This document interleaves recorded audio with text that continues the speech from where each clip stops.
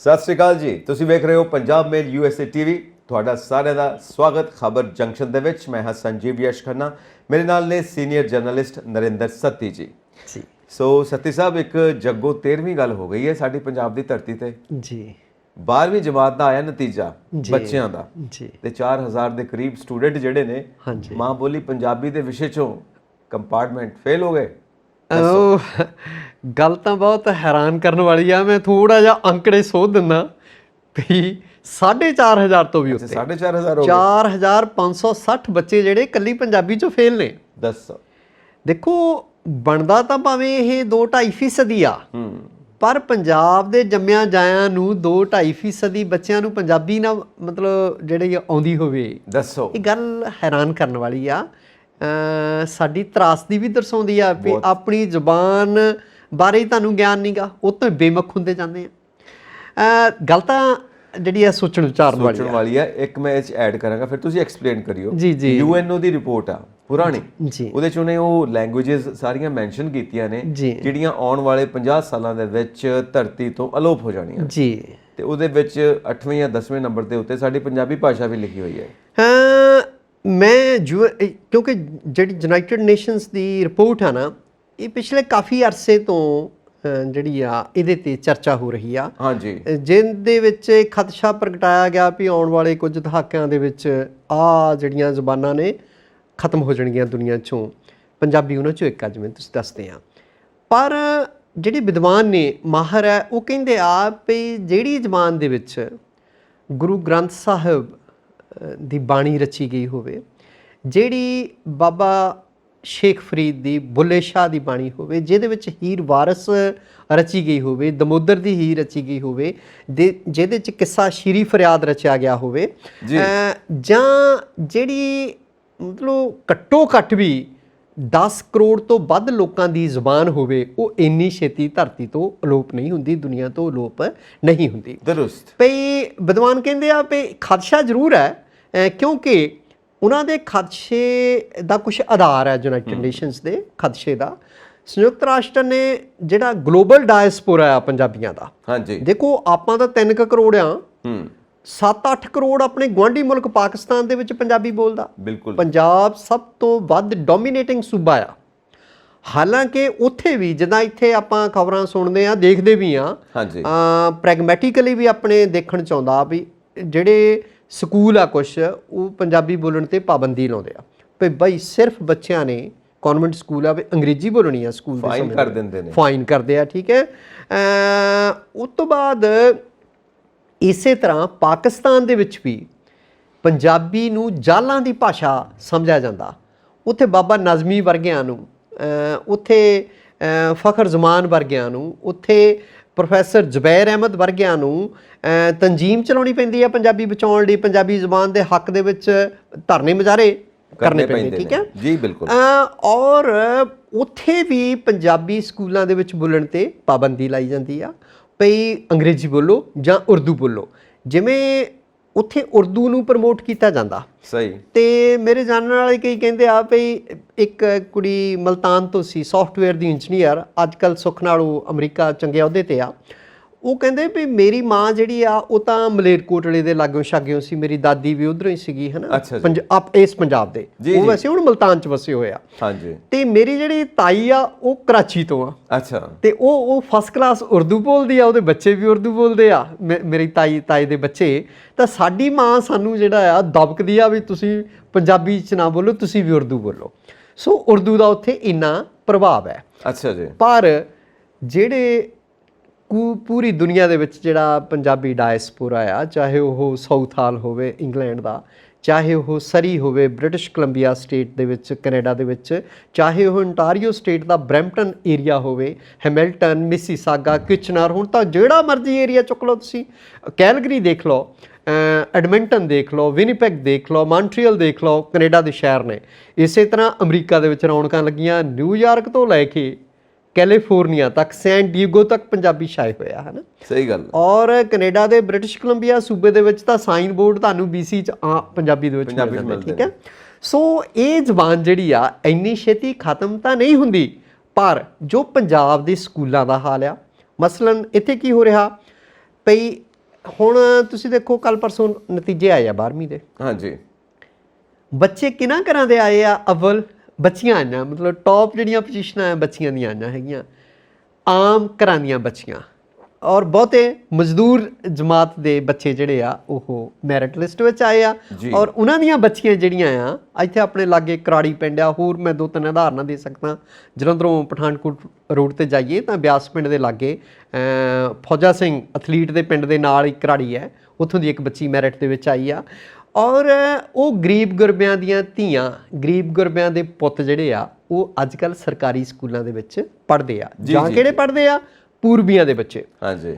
ਪਿੱਛੇ ਜਿਹੇ ਯੂਪੀ, ਬਿਹਾਰ, ਉੜੀਸਾ ਦੇ ਬੱਚੇ ਆਪਣੇ ਸਕੂਲਾਂ ਦੇ ਵਿੱਚ ਪੜ੍ਹਦੇ ਨੇ। ਔਰ ਮੈਨੂੰ ਬੜੀ ਖੁਸ਼ੀ ਭਰੀ ਹੈਰਾਨੀ ਹੋਈ ਵੀ ਪਿੱਛੇ ਜਿਹੇ ਸਕੂਲ ਪੰਜਾਬ ਦੇ ਸਕੂਲਾਂ 'ਚੋਂ ਨਾ, ਜਿੱਦਾਂ ਸੁੰਦਰ ਲਿਖਾਈ ਦੇ ਵਿੱਚ ਜ਼ਿਲ੍ਹਾ ਹੁਸ਼ਿਆਰਪੁਰ 'ਚੋਂ ਕੋਈ ਬੱਚਾ ਅੱਵਲ ਆਇਆ, ਅਤੇ ਉਹ ਬੱਚਾ ਕਿਹਨਾਂ ਦਾ? ਪੂਰਬੀਆਂ ਦਾ ਬੱਚਾ, ਬਿਹਾਰੀਆਂ ਦਾ ਬੱਚਾ ਆ। ਸੁੰਦਰ ਲਿਖਾਈ ਦੇ ਵਿੱਚ ਜਿਹੜਾ ਨੰਬਰ 1 ਤੇ ਆਉਂਦਾ ਹੈਗਾ ਜ਼ਿਲ੍ਹੇ ਦੇ ਵਿੱਚੋਂ। ਸੋ ਇਸ ਕਰਕੇ ਅਜੇ ਆਸ ਆ। ਅਤੇ ਪਾਤਰ ਸਾਹਿਬ ਦੀ ਇੱਕ ਨਜ਼ਮ ਸੀਗੀ ਵੀ ਉਹ ਕਹਿੰਦਾ ਜਿੱਦਾਂ ਉਹਨਾਂ ਦੇ ਉਹਦਾ ਤੱਤ ਸਾਰ ਇਹ ਆ ਭਈ ਪਿੰਡ ਦੇ ਸਕੂਲ ਦੇ ਵਿੱਚ ਤਾਂ ਪੂਰਬੀਏ ਦੀ ਧੀ ਜਾਂਦੀ ਆ, ਉਹ ਊੜਾ ਐੜਾ ਪੜ੍ਹਦੀ ਆ। ਅੱਛਾ ਜੀ। ਅਤੇ 2 ਗੁੱਤਾਂ ਕਰਕੇ ਲਾਲ ਜਿਹੜਾ ਰਿਬਨ ਲਾ ਕੇ ਸਕੂਲੇ ਜਾਂਦੀ ਆ। ਅਤੇ ਕਹਿੰਦਾ ਪਿੰਡ ਦੇ ਜੈਲਦਾਰ ਦੇ ਜਿਹੜੇ ਬੱਚੇ ਆ ਉਹ ਕਾਰ 'ਚ ਬੈਠ ਕੇ ਸ਼ਹਿਰ ABC ਪੜ੍ਹਨ ਜਾਂਦੇ ਆ। ਸੋ ਇਹ ਜਿਹੜੀ ਹਾਲਾਤ ਨੇ, ਜਾਂ ਜਿਹੜੇ ਬਾਹਰਲੇ ਮੁਲਕਾਂ ਦੇ ਵਿੱਚ ਕਿਤੇ ਕਿਤੇ ਤਾਂ ਦੇਖਦਾ ਵੀ ਪੰਜਾਬੀ ਨੂੰ ਬਹੁਤ ਪ੍ਰਮੋਟ ਕੀਤਾ ਜਾ ਰਿਹਾ। ਮੈਂ ਤੁਹਾਨੂੰ ਇੱਕ ਗੱਲ ਦੱਸਣਾ ਚਾਹੁੰਦਾ ਕਿ ਚੰਡੀਗੜ੍ਹ ਦੇ ਵਿੱਚ ਜੀ ਪੰਜਾਬ ਯੂਨੀਵਰਸਿਟੀ ਦੇ ਵਿੱਚ ਇੱਕ ਪ੍ਰੋਫੈਸਰ ਨੇ, ਉਹ ਸਾਊਥ ਇੰਡੀਆ ਤੋਂ ਨੇ, ਉਹਨਾਂ ਦਾ ਨਾਮ ਇਸ ਵਕਤ ਮੈਨੂੰ ਚੇਤੇ ਨਹੀਂ ਆ ਰਿਹਾ। ਤਨੇਰਵਰ ਰਾਓ। ਹਾਂ, DA ਉੱਥੇ ਪੜ੍ਹਾਉਂਦੇ ਨੇ। ਹਾਂਜੀ ਬਿਲਕੁਲ, ਇੱਕ ਕਾਲਜ 'ਚ ਪੜ੍ਹਾਉਂਦੇ ਆ। ਹਾਂਜੀ, ਪੰਜਾਬ ਯੂਨੀਵਰਸਿਟੀ ਦਾ ਨਾਲ ਐਫੀਲੀਏਟਡ ਕਾਲਜ ਆ। ਹਾਂਜੀ। ਉਹਨਾਂ ਨੇ ਪੰਜਾਬੀ ਨਾ ਸਿਰਫ ਸਿੱਖੀ ਜੀ, ਬਲਕਿ ਜਪਜੀ ਸਾਹਿਬ, ਸੁਖਮਣੀ ਸਾਹਿਬ, ਉਹਨਾਂ ਦੇ ਅਨੁਵਾਦ ਕੀਤੇ ਨੇ। ਬਿਲਕੁਲ। ਜ਼ਫਰਨਾਮਾ ਅਨੁਵਾਦ ਕੀਤਾ। ਬਿਲਕੁਲ। ਔਰ ਮੈਨੂੰ ਉਹਨਾਂ ਨੂੰ ਮਿਲ ਕੇ ਇੰਨੀ ਖੁਸ਼ੀ ਹੋਈ ਜੀ ਕਿ ਮੈਂ ਕਿਹਾ ਤੁਸੀਂ ਇਹ ਕਿੱਦਾਂ? ਕਹਿੰਦੇ ਮੈਂ ਕਈ ਜਿਹੜੇ ਪੰਜਾਬੀ ਦੀਆਂ ਵਧੀਆ ਲਿਖਤਾਂ ਨੇ ਉਹਨਾਂ ਨੂੰ ਆਪਣੀ ਸਾਊਥ ਇੰਡੀਆ ਦੀ, ਤੇਲਗੂ ਹੈ ਉਹਨਾਂ ਦੀ ਭਾਸ਼ਾ ਸ਼ਾਇਦ, ਹਾਂਜੀ, ਤੇ ਉਹਦੇ ਵਿੱਚ ਮੈਂ ਟਰਾਂਸਲੇਟ ਕਰਕੇ ਬਾਹਰ ਪਹੁੰਚਾਇਆ। ਈਵਨ ਜਪਜੀ ਸਾਹਿਬ ਨੂੰ ਮੈਂ ਸਾਊਥ ਇੰਡੀਆ ਦੇ ਵਿੱਚ ਪਪੂਲਰ ਕਰਨ ਦੀ ਕੋਸ਼ਿਸ਼ ਕਰ ਰਿਹਾ। ਬਿਲਕੁਲ। ਔਰ ਤੁਸੀਂ ਦੇਖੋ ਤਨੇਰਵਰ ਰਾਓ ਪੰਜਾਬੀ ਦੇ ਹੱਕ ਦੇ ਵਿੱਚ ਹਾਂ ਦਾ ਨਾਰਾ ਮਾਰਦੇ ਆ। ਧਰਨੇ ਮੁਜ਼ਾਹਰੇ ਪਿੱਛੇ ਜੇ ਹੋਰ ਤਾਂ ਹੋਰ ਗਦਰੀ ਬਾਬਿਆਂ ਦੇ ਮੇਲੇ ਤੇ ਆਏ ਹੋਏ ਸੀਗੇ ਪਿਛਲੀ ਵਾਰੀ, ਔਰ ਉਹ ਪੰਜਾਬੀ ਨੂੰ ਪ੍ਰਮੋਟ ਕਰਦਾ ਇੱਕ ਬੈਨਰ ਫੜ ਕੇ ਖੜੇ ਸੀਗੇ। ਪਿੱਛੇ ਜੇ ਜਿਹੜੇ ਆਮ ਹੀ ਤੁਸੀਂ ਦੇਖੋ ਪਈ ਪਿੰਡਾਂ, ਸ਼ਹਿਰਾਂ, ਥਾਵਾਂ, ਕਸਬਿਆਂ ਦੇ ਨਾਂ ਜਿਹੜੇ ਆ ਸਾਈਨ ਬੋਰਡ ਗਲਤ ਲਿਖੇ ਹੁੰਦੇ ਆ ਪੰਜਾਬੀ 'ਤੇ। ਹਾਂਜੀ। ਕੋਈ ਨਹੀਂ ਉਹਦੇ ਵੱਲ ਧਿਆਨ ਦਿੰਦਾ। ਕਿਉਂ ਨਹੀਂ? ਜਿਨ੍ਹਾਂ ਦੀ ਜ਼ਿੰਮੇਵਾਰੀ ਉਹਨਾਂ ਨੂੰ ਸਜ਼ਾ ਜਾਂਦੀ ਭਾਸ਼ਾ ਐਕਟ ਦੇ ਤਹਿਤ ਵੀ ਤੁਹਾਨੂੰ ਕੀ ਇਹ ਹੱਕ ਆ ਵਿਗਾੜਨ ਦਾ, ਮਤਲਬ ਸ਼ਬਦ ਜੋੜ ਜਿਹੜੇ ਆ ਨਾ ਉਹਦੇ ਮਤਲਬ ਖਿਲਾਫ ਤਨੇਰਵਰ ਰਾਓ ਰੌਲਾ ਪਾਉਂਦਾ। ਆਪਾਂ ਪੰਜਾਬੀ ਨੇ ਉੱਠ ਕੇ ਰੌਲਾ ਪਾਉਂਦੇ। ਬਿਲਕੁਲ। ਤੁਸੀਂ ਆਮ ਘਰਾਂ 'ਚ ਦੇਖੋ ਆਪਣੇ ਬੱਚਿਆਂ ਨਾਲ ਹਿੰਦੀ ਬੋਲਦੇ ਆ ਔਰ ਉਹ ਬੱਚੇ ਦੁਕਾਨ ਤੇ ਕੁਝ ਲੈਣ ਜਾਣਗੇ, ਬਿਲਕੁਲ ਭਈਆ ਇਹ ਦੇ ਦੋ। ਉਹ ਮੈਂ ਉਹਨਾਂ ਨੂੰ ਕਈ ਵਾਰ ਟੋਕਿਆ, ਯਾਰ ਤੁਸੀਂ ਪੰਜਾਬੀ ਦੇ ਵਿੱਚ ਗੱਲ ਕਿਉਂ ਨਹੀਂ ਕਰਦੇ? ਬਿਲਕੁਲ। ਉਹ ਕਹਿੰਦੇ ਕਿ ਸਕੂਲਾਂ 'ਚ ਆਦਤ ਪੈ ਗਈ। ਜਦੋਂ ਬੱਚਿਆਂ ਨੂੰ O ਫਾਰ ਔਰੇਂਜ ਪਤਾ ਹੋਵੇ, ਸੰਗਤਰਾ ਨਾ ਪਤਾ ਹੋਵੇ ਵੀ ਸੰਤਰਾ ਕੀ ਆ, ਠੀਕ ਹੈ, ਜਾਂ A ਫਾਰ ਐਪਲ ਤਾਂ ਬੱਚਿਆਂ ਨੂੰ ਪਤਾ, ਸੇਬ ਨਹੀਂ ਆਉਂਦਾ ਹੈਗਾ। ਉਹਨਾਂ ਨੂੰ 1 2 3 ਆਉਂਦਾ। ਤੁਸੀਂ ਆਮ ਦੇਖੋ ਅੱਜ ਕੱਲ੍ਹ ਬੱਚਿਆਂ ਨੂੰ ਕਿਸੇ ਨੂੰ ਫ਼ੋਨ ਨੰਬਰ ਲਿਖਾਓ ਨਾ, ਤੁਸੀਂ ਕਹੋ ਵੀ 75 99 69 89 ਇਸ ਤਰ੍ਹਾਂ, ਮਤਲਬ ਤੁਸੀਂ ਬੋਲੋ ਵੀ ਮੇਰਾ ਫ਼ੋਨ ਨੰਬਰ ਆ, ਮੰਨ ਲਓ 75 99 69 89। ਉਹਨਾਂ ਨੂੰ ਇਹਨਾਂ ਲਫ਼ਜ਼ਾਂ, ਮਤਲਬ ਇਹ ਸ਼ਬਦ ਸੁਣਦੇ ਹੀ ਨਹੀਂ। ਉਹ ਕਹਿੰਦੇ ਨਹੀਂ ਉਹ ਮਤਲਬ ਨਾ ਤੁਸੀਂ ਪੰਜਾਬੀ 'ਚ ਨਹੀਂ, ਮਤਲਬ ਤੁਸੀਂ ਇੰਗਲਿਸ਼ ਡਿਜਿਟਸ ਦੇ ਵਿੱਚ ਦੱਸੋ। ਵੈਸੇ ਮੈਂ ਇੱਕ ਚੀਜ਼ ਤੁਹਾਨੂੰ ਦੱਸਣਾ ਚਾਹੁੰਦਾ, ਕਿਸੇ ਨੇ ਮੈਨੂੰ ਇਹ ਬੜੀ ਗੱਲ ਦੱਸੀ ਸੀ ਜੀ ਕਿ ਚਿੱਠੀ ਲਿਖੀ ਸੀ ਕਿਸੇ ਨੇ ਅੰਗਰੇਜ਼ਾਂ ਦੇ ਰਾਜ ਦੇ ਵਿੱਚ ਜੀ, ਤੇ ਉਹਨੇ ਲਿਖਿਆ ਸੀਗਾ ਨੌਰੰਗੀ ਬੋਲਦੇ ਹਾਂ ਅਸੀਂ ਸੰਤਰੇ ਨੂੰ। ਬਿਲਕੁਲ। ਉਹਨਾਂ ਨੇ ਲਿਖਿਆ ਸੀ ਇਹ ਨੌਰੰਗੀ ਜੀ, ਤੇ ਪੜਨ ਵਾਲੇ ਨੇ ਪੜ ਲਿਆ ਐਨ ਔਰੇਂਜ। ਹਾਂਜੀ। ਤੇ ਔਰੇਂਜ ਸੰਤਰਾ ਬਣ ਗਿਆ। ਹਾਂਜੀ। ਨੌਰੰਗੀ ਉਹਨੇ ਲਿਖਿਆ ਸੀਗਾ। ਸੋ ਇਹ ਮੈਨੂੰ ਕਾਫੀ ਇਨਫੋਰਮੇਟਿਵ ਚੀਜ਼ਾਂ ਮਿਲੀਆਂ। ਹਾਂਜੀ। ਇੱਕ ਜਿੱਦਾਂ ਊੜਾ ਊਠ ਨੂੰ ਉਹ ਬੋਤਾ ਹੀ ਪੜੀ ਜਾਂਦਾ, ਕਿਉਂਕਿ ਉੱਥੇ ਬੋਤਾ ਕਹਿੰਦੇ ਆ, ਹਨਾ, ਮਾਲਵੇ ਦੇ ਵਿੱਚ ਬੋਤਾ ਕਹਿੰਦੇ ਨੇ। ਸੋ ਇੱਕ ਆਪਾਂ ਅਕਸਰ ਪੰਜਾਬੀ 'ਚ ਬੋਲਦੇ ਆ, ਉਹ ਕਿੱਥੇ ਗਏ ਨੇ? ਵਾਂਡੇ ਗਏ ਨੇ ਜੀ। ਵਾਂਡੇ ਗਏ ਮਤਲਬ ਕਿਤੇ ਬਾਹਰ ਗਏ ਨੇ। ਕਹਿੰਦੇ ਉਹ ਕੀ ਸੀਗਾ ਕਿ ਜਦੋਂ ਸਾਰਾ ਸਿਸਟਮ ਅੰਗਰੇਜ਼ਾਂ ਨੇ ਇੱਕ ਸਿਸਟੇਮੈਟਿਕ ਵੇ ਦੇ ਨਾਲ ਕੀਤਾ ਕਿ ਇੱਥੇ ਤੇ ਅਸੀਂ ਜਦੋਂ ਦਫ਼ਤਰਾਂ 'ਚ ਕੰਮ ਕਰਦੇ ਸੀ, ਸਾਡੀ ਜੋ ਭਾਰਤ ਦੀ ਸੀਗੇ, ਕਦੇ ਵੀ ਕਿਸੇ ਨੇ ਜਾਣਾ ਹੁੰਦਾ ਚਲਾ ਜਾਂਦਾ ਸੀ। ਬਿਲਕੁਲ ਉਹਨਾਂ ਨੇ ਕਿਹਾ ਕਿ ਤੁਸੀਂ ਐਪਲੀਕੇਸ਼ਨ ਲਿਖ ਕੇ ਜਾਇਆ ਕਰੋ, ਜੀ ਗੋਇੰਗ ਫॉर 1 ਡੇ ਜੀ, ਇੱਕ ਦਿਨ ਦੀ ਛੁੱਟੀ। Yes, ਉਹ one day ਬਣ ਗਿਆ ਵਿਗੜ one day ਕੇ। ਬਣ ਗਿਆ। ਆ ਬਿਲਕੁਲ, ਉਹ ਜਿੱਦਾਂ ਤੁਸੀਂ ਦੇਖੋ ਪਈ ਹੁਣ ਕਈ ਜਿਹੜਾ ਹੁੰਦਾ ਵੀ ਇੱਕੋ ਦਿਨ ਜਾ ਕੇ ਆ ਜਾਣਾ, ਜੀ ਜੀ, ਆਪਾਂ ਇੱਕ ਦਿਨ ਲਈ ਜਾ ਕੇ ਆ ਜਾਂਦੇ ਆ, ਉਹ ਬਹੁਤੇ ਬੱਚਿਆਂ ਨੂੰ ਜਾਂ ਈਵਨ ਵਡੇਰਿਆਂ ਨੂੰ ਵੀ ਉਹ ਪਤਾ ਨਹੀਂ ਵੀ ਉਹਦੇ ਲਈ ਸਾ ਦਿਹਾੜੀ ਲਫ਼ਜ਼ ਆਪਾਂ ਵਰਤਦੇ ਆ, ਇੱਕੋ ਦਿਨ ਜਾ ਕੇ ਵਾਂਡੇ ਆ ਜਾਣਾ ਹੈ ਨਾ ਜੀ। ਤੇ ਉਹ 1 ਡੇ ਅਸਲ 'ਚ ਵਾਂਡੇ ਬਣ ਗਿਆ। ਇਸੇ ਤਰ੍ਹਾਂ ਕਈ ਸ਼ਬਦ, ਚਲੋ ਇਹ ਤਾਂ ਭਾਸ਼ਾਵਾਂ ਦੇ ਸ਼ਬਦ ਆਉਂਦੇ ਜਾਂਦੇ ਆ, ਜਿਵੇਂ ਰਲਵੇਂ ਮਿਲਵੇਂ ਚੱਲਦੇ ਨੇ। ਹਾਂਜੀ, ਗੁੱਡਮੈਨ ਇੱਕ ਕੁਆਲਿਟੀ ਹੁੰਦੀ ਸੀਗੀ, ਲਾਲ ਟੈਣਾ ਦੀ ਇੱਕ ਕੁਆਲਿਟੀ ਗੁੱਡਮੈਨ ਸੀ। ਤੇ ਸ਼ਾਇਦ ਤੁਸੀਂ ਤਾਂ ਜਿਹੜਾ ਆ ਪੇ ਅਵਤਾਰ ਦੇਰ ਨਾਲ ਧਾਰਿਆ, ਸਾਡੇ ਵੇਲਿਆਂ 'ਚ ਆਪਾਂ ਲਾਲ ਟੈਣਾ ਡੰਗਦੇ ਹੁੰਦੇ ਸੀ, ਆਥਣ ਵੇਲੇ ਚਿਮਨੀਆਂ ਸਾਫ਼ ਕਰਨੀਆਂ, ਉਹਦਾ ਤੇਲ ਬੱਤੀ ਕਰਨਾ ਹੈ ਨਾ। ਤੇ ਗੁੱਡਮੈਨ ਅੰਗਰੇਜ਼ਾਂ ਦੇ ਵੇਲੇ ਇੱਕ ਮਿਆਰੀ ਆਲਾ ਦਰਜੇ ਦੀ ਕੰਪਨੀ ਸੀਗੀ ਲਾਲ ਟੈਣਾ ਬਣਾਉਣ ਵਾਲੀ। ਸੋ ਜੇ ਕਿਸੇ ਹੁਣ ਪੰਜਾਬੀਆਂ 'ਚ ਕੀ ਹੋ ਗਿਆ ਵੀ ਜਿਹੜੇ ਮਤਲਬ ਥੋੜਾ ਘੱਟ ਪੜ੍ਹੀ ਲਿਖੀ ਮਾਤੜ ਬੰਦੇ ਜਿਹੜੇ, ਉਹਨਾਂ ਨੇ ਕਿਸੇ ਨੂੰ ਚੰਗਾ ਕਹਿਣਾ ਹੋਵੇ ਤਾਂ ਉਹਦੇ ਨਾਲ ਤਸ਼ਬੀਹ ਦਿੱਤੀ ਜਾਂਦੀ ਸੀ ਵੀ ਗੁੱਡਮੈਨ ਦੀ ਲੈਂਟਰਨ ਹੈ ਉਹ ਫਲਾਣਾ ਬੰਦਾ ਗੁੱਡਮੈਨ ਦੀ ਲਾਲਟੈਨ। ਹਾਂ, ਉਹ ਫਿਰ ਗੁੱਡਮੈਨ ਦੀ ਲਾਲਟੈਨ ਜਾਣੀ ਕਿ ਬਣ ਗਿਆ ਵਿਗੜ ਕੇ। ਉਹ ਪਤਾ ਤਾਂ ਹੁਣ ਕਿਸੇ ਨੂੰ ਹੈ ਨਹੀਂ ਵੀ ਉਹ ਗੁੱਡਮੈਨ ਕੰਪਨੀ ਸੀ। ਬਹੁਤਾ ਕੋ ਤੇਜ਼ ਦੌੜੇ ਰੈਲੇ ਸਾਈਕਲ ਹੁੰਦਾ ਸੀਗਾ, ਉਹਦੇ ਨਾਲ ਜੋੜ ਦਿੱਤਾ ਵੀ ਉਹ ਰੈਲੇ ਵਾਂਗੂ ਦੌੜਦਾ ਹੈ ਨਾ। ਸੋ ਖੈਰ ਸਾਡੀਆਂ ਇਹ ਬਹੁਤ ਪਿਆਰੀਆਂ ਜਿਹੜੀਆਂ ਗੱਲਾਂ ਨੇ ਜੀ ਸਾਡੇ ਪੰਜਾਬੀ ਵਿਰਸੇ ਨਾਲ ਜੁੜੀਆਂ ਹੋਈਆਂ। ਜੀ ਸੋ ਇਹ ਸਾਰੀਆਂ ਸੰਕੇਤ ਇੱਧਰ ਹੀ ਹੈ ਕਿ ਇਹ ਜਿਹੜਾ ਚੀਜ਼ਾਂ ਨੇ ਨਾ, ਇਹ ਦੱਸਣ ਵਾਲੇ ਲੋਕ ਨਹੀਂ ਰਹਿ ਗਏ, ਤਾਂ ਹੀ ਇਹ ਪੰਜਾਬੀ ਦਾ ਰਿਜ਼ਲਟ ਇੰਨਾ ਮਾੜਾ ਆਇਆ। ਦੂਸਰੀ ਗੱਲ ਇਹ ਆ ਵੀ ਜਿਹੜੀ ਆਪਾਂ ਅਲੋਪ ਹੋਣ ਵਾਲੀ ਗੱਲ ਆ, ਉਹ ਦੇਖੋ ਬਾਹਰ ਜਿਹੜੇ ਲੋਕ ਗਏ ਆ, ਦੂਜੀ ਤੀਜੀ ਪੀੜ੍ਹੀ ਜਿਹੜੀ ਆ, ਉਹ ਜ਼ਾਹਰਾ ਤੌਰ 'ਤੇ ਅੰਗਰੇਜ਼ੀ ਪੜ੍ਹਦੇ ਆ ਹੈ ਨਾ, ਜਾਂ ਉੱਥੋਂ ਦੇ ਜਿਹੜੇ ਮੁਖਤਲਿਫ ਦੇਸ਼ ਆ, ਉੱਥੋਂ ਦੀਆਂ ਜ਼ੁਬਾਨਾਂ ਸਿੱਖਦੇ ਆ ਬੱਚੇ, ਉਹਦੇ ਵਿੱਚ ਵਿੱਦਿਆ ਹਾਸਲ ਕਰਦੇ ਆ ਕਿਸੇ ਹੱਦ ਤੱਕ। ਪਰ ਫਿਰ ਵੀ ਆਪਾਂ ਨੂੰ ਇੱਕ ਪੰਜਾਬੀਆਂ ਨੂੰ ਇਹ ਸ਼ਰਫ ਹਾਸਲ ਆ ਵੀ ਬਹੁਤੇ ਪੰਜਾਬੀ ਆਪਣੇ ਘਰਾਂ ਦੇ ਵਿੱਚ ਪੰਜਾਬੀ ਹੀ ਬੋਲਦੇ ਆ। ਬਿਲਕੁਲ ਸਹੀ ਗੱਲ ਆ ਜੀ। ਹੁਣ ਆਪਾਂ ਅਗਲੀ ਖਬਰ ਵੱਲ ਵਧੀਏ, ਕਿਉਂਕਿ ਆਪਾਂ ਪੰਜਾਬੀ ਵਿਰਸੇ ਨੂੰ, ਪੰਜਾਬੀ ਸੱਭਿਆਚਾਰ ਨੂੰ ਬੜਾ ਡੀਪਲੀ ਖੰਗਾਲ ਕੇ ਦੇਖਿਆ ਕਿ ਕਸੂਰ ਕਿੱਥੇ ਆ। ਕਸੂਰ ਸਾਡਾ ਆਪਣਾ ਹੈ, ਤਾਂ ਹੀ ਸਾਡੇ ਬੱਚੇ ਵਧੀਆ ਪੰਜਾਬੀ ਪੜ੍ਹਦੇ ਪਏ। ਸੋ ਸਿੱਧੂ ਮੂਸੇਵਾਲੇ ਦੇ ਕੇਸ ਤੇ ਆਪਾਂ ਆਉਨੇ ਆ, ਜੱਗੂ ਭਗਵਾਨਪੁਰੀਆ। ਬਿਲਕੁਲ ਜੀ, ਉਹਨਾਂ ਦਾ ਹੁਣ ਰਿਮਾਂਡ ਲਿੱਤਾ ਗਿਆ। ਉਹਨਾਂ ਨਾਲ ਵੀ ਕੜੀਆਂ ਜੁੜੀਆਂ ਹੋਈਆਂ ਨੇ, ਕਿਉਂਕਿ ਜਿਹੜੀ SIT ਬੈਠੀ ਹੋਈ ਆ, ਉਹ ਜਿਹੜੀ ਸਾਰੀ ਇਨਵੈਸਟੀਗੇਸ਼ਨ ਹੋ ਰਹੀ ਆ ਕੱਲ ਹੀ। ਬਿਲਕੁਲ ਜੀ, ਦੇਖੋ ਕਿਦਾਂ ਗਾਂ ਤੋਂ ਗਾਂ ਤੰਦ। ਹੁਣ ਕਹਿੰਦੇ ਆ ਵੀ ਜੱਗੂ ਭਗਵਾਨਪੁਰੀਆ ਜਿਹੜਾ ਆ, ਉਹ ਸ਼ਾਰਪ ਸ਼ੂਟਰਾਂ ਨੂੰ, 2 ਜਣਿਆਂ ਨੂੰ ਹਥਿਆਰ ਜਿਹੜੇ ਆ ਇਹਨੇ ਸਪਲਾਈ ਕੀਤੇ ਜਾਂ ਮੁਹੱਈਆ ਕਰਵਾਏ ਹੈ ਨਾ। ਤੇ ਕੱਲ ਪਟਿਆਲਾ ਹਾਊਸ ਅਦਾਲਤ ਆ ਜਿਹੜੀ ਦਿੱਲੀ ਦੀ, ਉਹਦੇ ਵਿੱਚ ਪੇਸ਼ ਕਰਕੇ ਉਹਦਾ ਟ੍ਰਾਂਜ਼ਿਟ ਰਿਮਾਂਡ ਮਾਨਸਾ ਪੁਲਿਸ ਨੇ ਲਿਆ। ਗੌਰਵ ਤੂਰਾ ਹੋਰਾਂ ਦਾ ਬਿਆਨ ਸੀਗਾ, ਜਿਹੜੇ ਪੁਲਿਸ ਮੁਖੀ ਨੇ ਜ਼ਿਲ੍ਹਾ ਮਾਨਸਾ ਦੇ। ਤਾਂ ਗੱਲ ਉਹੀ ਆ ਫਿਰ ਸੰਜੀਵ ਜੀ ਵੀ ਕਿਵੇਂ ਇਹ ਜਿਹੜੇ ਟੈਰਰਿਸਟ ਨੇ, ਜਾਂ ਕਹਿ ਲਓ ਵੀ ਇਹ ਜਿਹੜੇ ਗੈਂਗਸਟਰਸ ਨੇ, ਇਹ ਕਿੱਦਾਂ ਆਪਣਾ ਨੈਟਵਰਕ ਚਲਾਉਂਦੇ ਆ। ਹੈਰਾਨੀ ਦੀ ਗੱਲ ਤਾਂ ਇਹ ਆ ਕਿੱਦਾਂ ਇਹਨਾਂ ਦੇ ਗੱਠ ਜੋੜਿਆ, ਕਿੱਦਾਂ ਹੁਣ ਰੌਲਾ ਤੁਸੀਂ ਦੇਖੋ ਵਿਧਾਨ ਸਭਾ 'ਚ ਹੀ ਰੌਲਾ ਪੈ ਕੇ ਹਟਿਆ ਵੀ ਪਹਿਲੀਆਂ ਸਰਕਾਰਾਂ ਦੇ ਇਹ ਪਾਲੇ ਹੋਏ ਹੈਗੇ ਆ ਹੈ ਨਾ। ਤੇ ਵੀ ਅਸੀਂ ਤਾਂ ਇਹਨਾਂ ਦਾ ਸਫਾਇਆ ਕਰਾਂਗੇ। ਭਗਵੰਤ ਮਾਨ ਹੁਣੀ ਇਹੀ ਬਿਆਨ ਦਿੱਤਾ ਨਾ ਪਿਛਲੇ ਦਿਨੀ। ਤੁਸੀਂ ਦੇਖੋ ਇਨਵੈਸਟੀਗੇਸ਼ਨ 'ਚ ਪਿਛਲੇ ਦਿਨੀ ਇੱਕ ਨਿਊਜ਼ ਸੀ ਕਿ ਪਾਕਿਸਤਾਨ ਤੋਂ ਹਥਿਆਰ ਸਪਲਾਈ ਹੋਏ ਨੇ, ਡਰੋਨ ਦੀ ਮਦਦ ਦੇ ਨਾਲ ਮੰਗਾਏ ਗਏ। ਬਿਲਕੁਲ। ਫਿਰ ਇੱਕ ਨਿਊਜ਼ ਆਈ ਕਿ ਇਨਵੈਸਟੀਗੇਸ਼ਨ ਹੋ ਰਹੀ ਹੈ ਕਿ ਪਟਿਆਲੇ ਤੋਂ ਇਹ ਹਥਿਆਰ ਸਪਲਾਈ ਹੋਏ, ਉੱਥੇ ਇੱਕ ਬੰਦਾ ਅਰੈਸਟ ਕੀਤਾ ਗਿਆ, ਉੱਥੋਂ ਸਪਲਾਈ ਹੋਏ। ਹੁਣ ਜੱਗੂ ਭਗਵਾਨਪੁਰੀਆ ਵੱਲੋਂ। ਬਿਲਕੁਲ। ਹੁਣ ਤੁਸੀਂ ਇੱਕ ਗੱਲ ਹੋਰ ਦੇਖੋ, ਜਿਹੜੀ ਇਹ ਪੁਲਿਸ ਦੀ ਸਟੇਟਮੈਂਟ ਸੀ, ਪੁਲਿਸ ਵੱਲੋਂ ਰਿਪੋਰਟ ਸੀ ਕਿ ਰਸ਼ੀਆ ਦੇ ਵੈਪਨਸ ਉਹਦੇ ਵਿੱਚ ਇਸਤੇਮਾਲ ਹੋਏ ਨੇ, ਤਾਂ ਫਿਰ ਉਹ ਜੱਗੂ ਭਗਵਾਨਪੁਰੀਆ ਰਸ਼ੀਆ ਦੇ ਵੈਪਨ ਕਿੱਥੋਂ ਲੈ ਕੇ ਆਏ? ਉਹੀ ਤਾਂ ਗੱਲ ਆ। ਗੱਲ ਤਾਂ ਜੋ ਮਰਜ਼ੀ ਹੋ, ਹਥਿਆਰ ਜਿਹੜਾ, ਇੱਕ ਤਾਂ ਇਹ ਆ ਵੀ ਇਹ ਵੀ ਬਹੁਤ ਫਿਕਰਮੰਦੀ ਵਾਲੀ ਗੱਲ ਆ, ਮਿਸਟਰੀ ਬਣ ਗਈ ਆ, ਭੇਦ ਭਰੀ ਗੱਲ ਵੀ ਆ, ਫਿਕਰਮੰਦੀ ਵਾਲੀ ਗੱਲ ਵੀ ਆ ਪਈ। ਉਹ ਜਿਹੜੇ ਹਥਿਆਰ ਆਮ ਲੋਕਾਂ ਨੇ, ਈਵਨ ਫੌਜ ਪੁਲਿਸ ਨੇ ਵੀ ਨਹੀਂ ਦੇਖੇ, ਉਹਦੇ ਨਾਲ ਉਹ ਇਸਤੇਮਾਲ ਹੁੰਦੇ ਨੇ ਵਾਰਦਾਤ ਦੇ ਵਿੱਚ ਜੀ। ਦੂਜੀ ਗੱਲ ਇਹ ਵੀ ਜਿਹੜਾ ਇਹ ਗੱਠ ਜੋੜ ਆ ਨਾ, ਨੈਕਸਸ ਜਿਹੜਾ ਆ ਐਂਟੀ ਸੋਸ਼ਲ ਐਲੀਮੈਂਟਸ ਦਾ, ਸਿਆਸਤਦਾਨਾਂ ਦਾ ਤੇ ਪੁਲਿਸ ਦੇ ਵਿੱਚ ਕਾਲੀਆਂ ਭੇਡਾਂ ਦਾ ਮੈਂ ਕਹੂੰਗਾ ਜੀ। ਸਾਰੇ ਪੁਲਿਸ ਅਫਸਰ ਬੇਈਮਾਨ ਨਹੀਂ, ਸਾਰੇ ਹੀ ਭ੍ਰਿਸ਼ਟ ਨਹੀਂ ਗੇ, ਠੀਕ ਆ। ਬਹੁਤ ਉਦਾਹਰਨਾਂ ਮੈਂ ਦੇ ਸਕਦਾ ਇਮਾਨਦਾਰ ਪੁਲਿਸ ਅਫਸਰਾਂ ਦੀਆਂ।